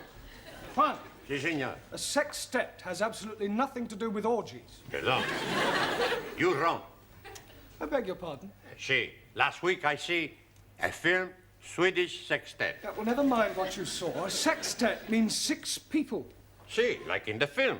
There were 6 big Swedish girls with a big... Yeah, don't you just look it up in the dictionary and write it out 10 times. That's right, that's right. Sue Lee. To complete the phrase as wise as, you could have put an owl or even Solomon, but not Chairman Mao. Chairman Mao wiser than everybody. Yeah, well, that's your opinion. Anna. Yeah. A sorcerer is a wizard and not something you put a cup on. Danielle. Congratulations. Absolutely perfect.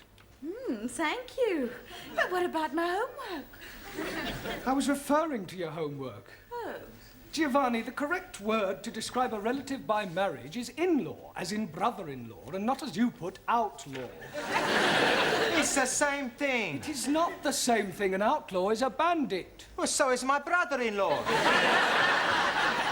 Yes, well, I hope you find Miss Courtney's questions as amusing. She'll be here any minute. me. Don't interrupt. I tend to tolerate your frivolous attitude, but you'll find that Miss Courtney is a horse of a different colour. Oh, blimey. You should not be calling Miss Courtney a horse. I wasn't, although there may be a certain resemblance. Mr. Brown, please. Just a minute, Daniel, I haven't finished yet. As I was saying, Miss Courtney will not be as tolerant as I, but on the other hand, you mustn't let her intimidate you. She may be a bit of an ogre, but she's only human. Excuse, please, Mr. Brown. Into you, or why are you constantly interrupting me? I think they are trying to indicate my presence. Ah, Miss Courtney, I didn't hear you come in. Obviously.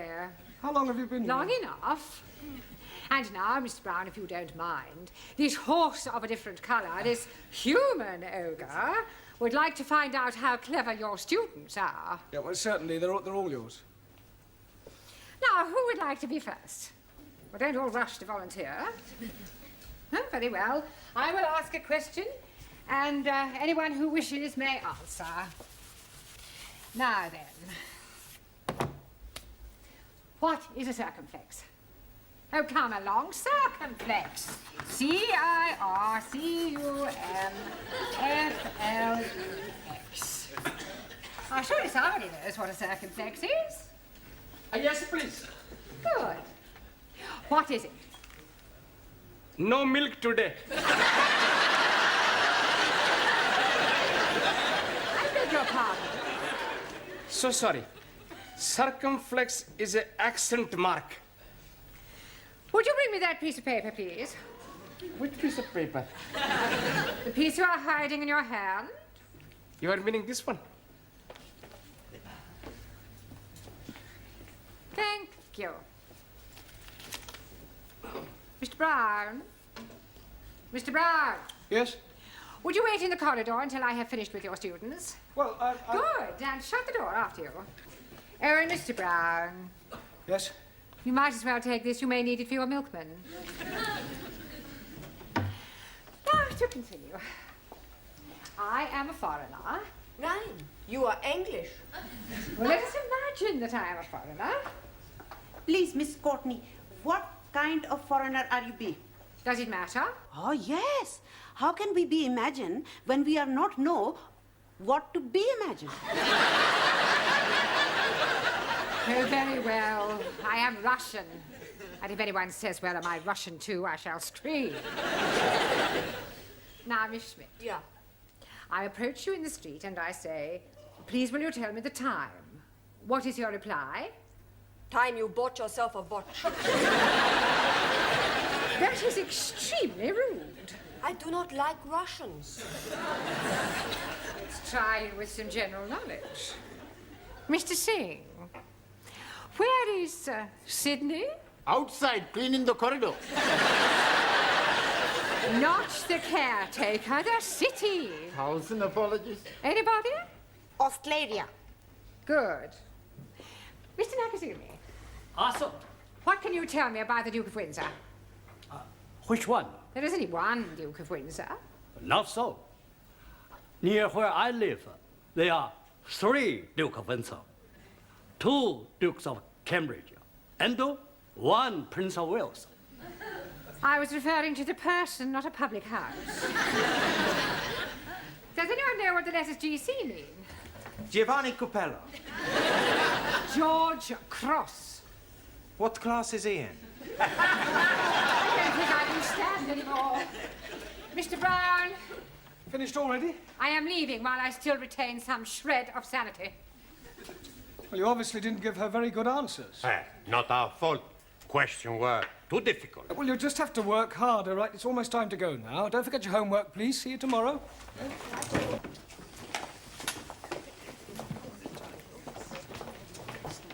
Oh, God, not again. Haven't you finished yet, Sydney. I've washed it twice. Well, wash it again. It's still dirty. Time to go home, Annie. Oh, blimey, I'm not wanting to go. What's the matter?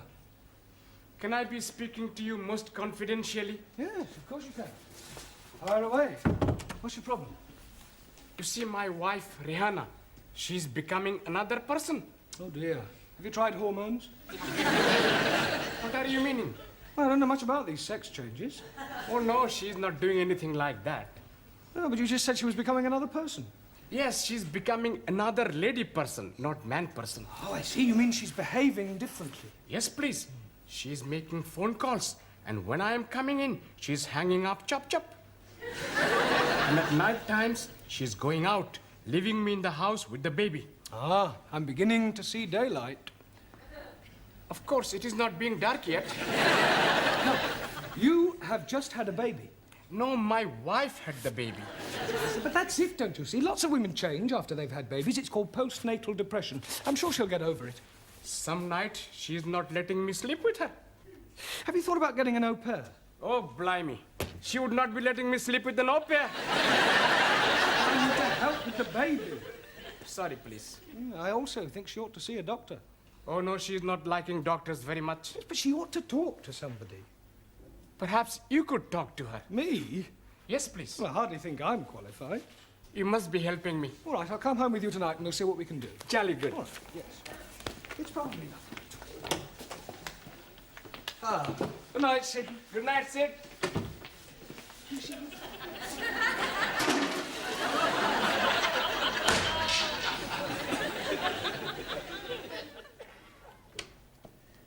Hello, my beloved. Baby is fed. Curry is in oven. I am going out. Where are you going? Please to be minding your own business. I'm bringing Mr. Brown home. Hello, Mr. Brown. It is good of you to be keeping Ali company. Yeah, well, actually, I came to... Well, have a nice evening. Do not be waiting up for me, Ali. See what I am meaning? Where is she going? What is she doing? Who is she seeing? Well, you wait here. I'll follow her and see where she goes.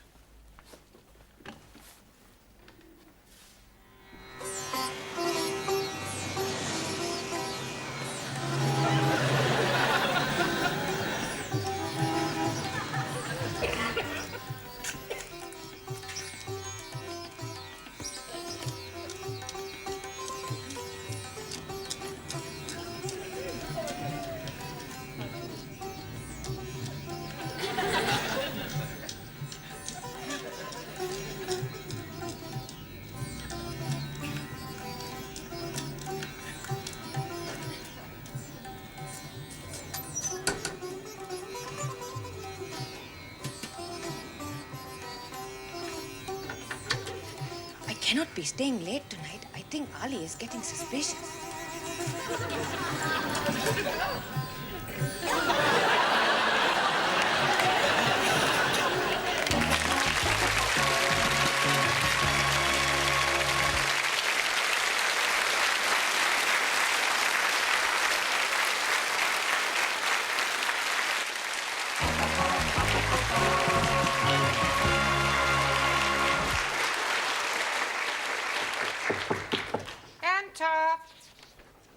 I brought the stockroom keys back. No, thank you, Sydney. If you see Gladys, tell her she can take my tray. Eh? Take my tray. Where to? Not you, Gladys. Oh. Oh, you're wearing a black tie, Sydney. Yes, I'm in mourning. 28 years to the day it happened. Oh, dear, the death of a loved one. No, I got married. You're a real male chauvinist pig. Pardon? Pig. Oh, you've met the wife, have you? That will do, Sydney. Yeah, just the fella I want. Hey? I want some advice from a man with experience. Oh, well, I've been about a bit. What do you want to know? Well, I need your help as a married man. Oh, I am sorry. You kept it dark. I'm not married, you are. Oh, don't remind me. Look, son, if you're thinking of taking the plunge, forget it. It's worse than doing porridge. Now, what can I give you some advice on? I've changed my mind. I don't think you are qualified to help me. I'll ask Miss Courtney.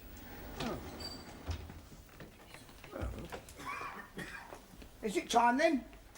What time are you referring to? Lesson time. Oh, no. Rehana is coming to see Mr. Brown. This is Sid, our caretaker man. This is Mrs. Nadim, the wife of Ali. Very nice, too. Ali, I have been here. We are making for him a surprise. It is thank you party for being such good husband and giving me beautiful baby. But we are not wanting him to be finding out. No, already he is most suspicious with me going out to arrange everything with Ranjit. Oh, don't worry, I won't tell a Dickie. Never mind this Dickie.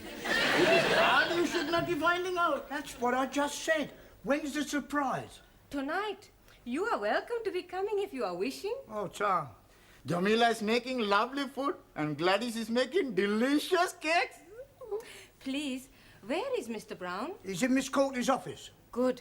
I must be asking him to be keeping Ali late after class so all students can be arriving for party before he is getting home. Oh. While you are seeing Mr. Brown, I go to be speaking with Gladys. Oh, good. And you can buy me a nice cup of tea. See you later, love.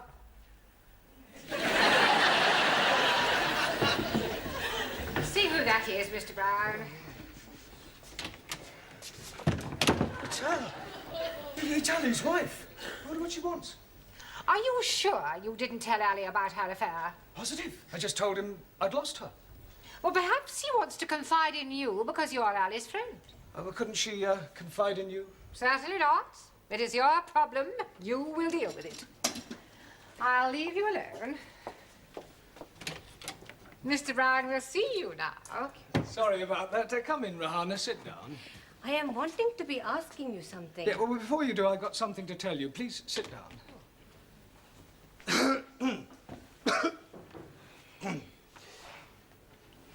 I have been waiting. Yes. Look, firstly, tell me something.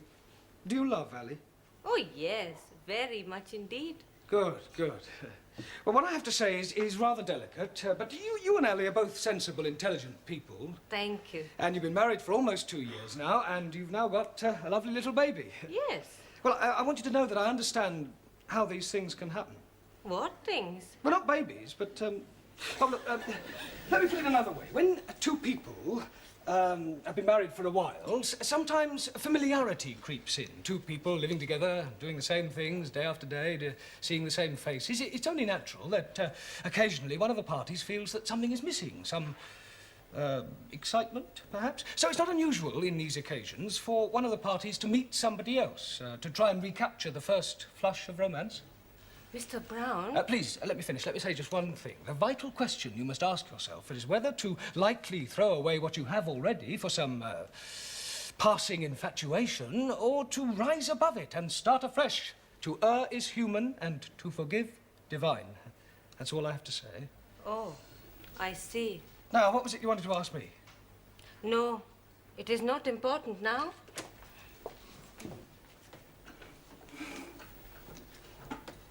Well, Mr. Brown, how did you manage? Extremely well, I think, Miss Scott. Oh, sorry. I was very tactful, and well, I think she got the message. Yeah, are you all right? It is Mr. Brown. He is telling me something terrible. What is it? It is my Ali. He is having an affair with another woman. Hello, Ranjit. Good evening, O most wise and illustrious one. Yes, well, I wish I could say the same about you. Incidentally, before the other students arrive, I have something to tell you. I know everything. That is why I'm calling you most wise and illustrious. I mean about what you and Ali's wife have been up to. 1,000 apologies. Well, I think it's Ali you should be apologizing to. Why should I be apologizing to Ali? For your behavior. After all, she is his wife. I am knowing that. That is why we are keeping it secret from him. You ought to be ashamed of yourself. Oh, no. I am very pleased to be doing it. Yeah, I bet you are. I am sure if she's asking you to do the same, you'll be most happy to oblige. I hardly think... Please, not to be telling Ali. Well, I won't. For his sake, not yours. Good. We are not wanting him to be finding out before tonight. Well, why tonight? Tonight, he'll be knowing everything. Are you going to tell him? No, he'll be seeing for himself. Good Lord. It'll be a big surprise. I think it'll be more of a shock. You are also coming to the party tonight. What party? The one we have been arranging for Ali. I'm getting a bit confused. You are saying you are knowing everything? Yeah, well, I just realised I don't know quite as much as I thought I did. Now, tell me something, Ranji. Have you been seeing Ali's wife? Most certainly. To be arranging the party for him tonight at 10 o'clock. And that's all? Just a party? Oh.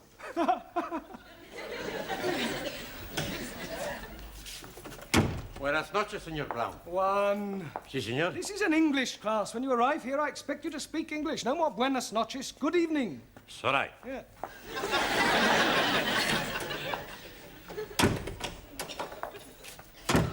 Good evening, Señor Brown. That's better. Buonasera. No, buenasera. Speak it English. Don't you tell me to speak the English, you great Spanish onion. I punch your head in, you Italian ice cream. Yeah, all right. That'll do. Sit down. You tell him, senor. But I'm telling both of you, you sit down. It's all right, it's all right. And I'll tell you what I told one. This is an English class, and when you arrive here, I expect you to speak English. No more buonasera. Good evening. Okie dokie. Good. Kalisperas. Guten Abend. Bonsoir, Monsieur Brown. I give up. Evening, Master G. Ah, good evening, Jamila. I have knit for you a scarf. Oh, very kind of you.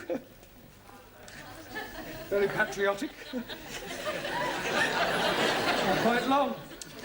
It is be start as pair of sockies.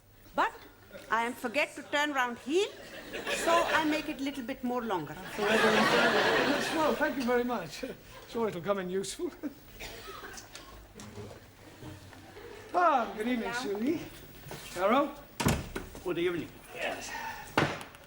Right, now, before we go any further this evening, the Education Authority are taking some kind of census and require these forms filling in. So, it's self-explanatory. If you'd complete them now, and then if you have any problems, don't hesitate to ask, because that's what I'm here for. All right? Hey, I have problem. But how can you have a problem? You haven't even looked at your form yet. No pen. Gracias. Right, anybody else got a pen? Si, professore. Good, right, now, all you have to do is fill in your surname, your first names, your address in England, your birth, occupation, sex, marital status, and what subject you're taking. Scusi, Yes, Giovanni. I have a problem with my first names. Well, surely you know them. Sure. Giovanni, Vincenzo, Marco, Dino, Alberto, Lena. Yeah, all right, so what's the problem? I can't get them on the paper. Well, just put as many as you can. Okie dokie. Monsieur Brown, please, I do not know the name of the hospital where I was born. You don't have to put the hospital, just the town. Just the town? Have you put the hospital too? No, place where born. Bed.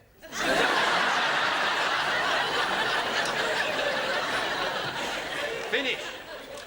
Good. Correction, not so good. Por favor. The correct answer to sex is not at least once a week. You should put male or female. Hey, no sex with male. Only female.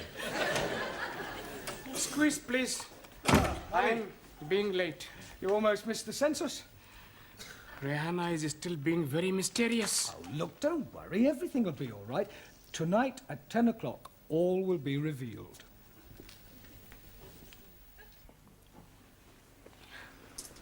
Are you really sure Ali's knocking about with another bird? Yes, Mr. Brown would not be telling me lies. Yeah. Oh, they're all alike, these men. Doesn't deserve a party like this. I am being so unhappy. I know what I would do. What? Kick him out. Anna is right. He is being unfaithful. He behaved like an animal. He deserves what he gets. He does. Hello, my beloved. Don't you beloved me, you... What are you doing that for? Hey, you very bad man, you. Mr. Brown is telling me you are having girlfriend. You damn fool. Why are you saying that for? I didn't. You've obviously misunderstood me. You are nearly breaking up my marriage. I am sorry, Harry. It is you I should be throwing cakey at. Please, you cannot be throwing cake at Mr. Brown. I will do it.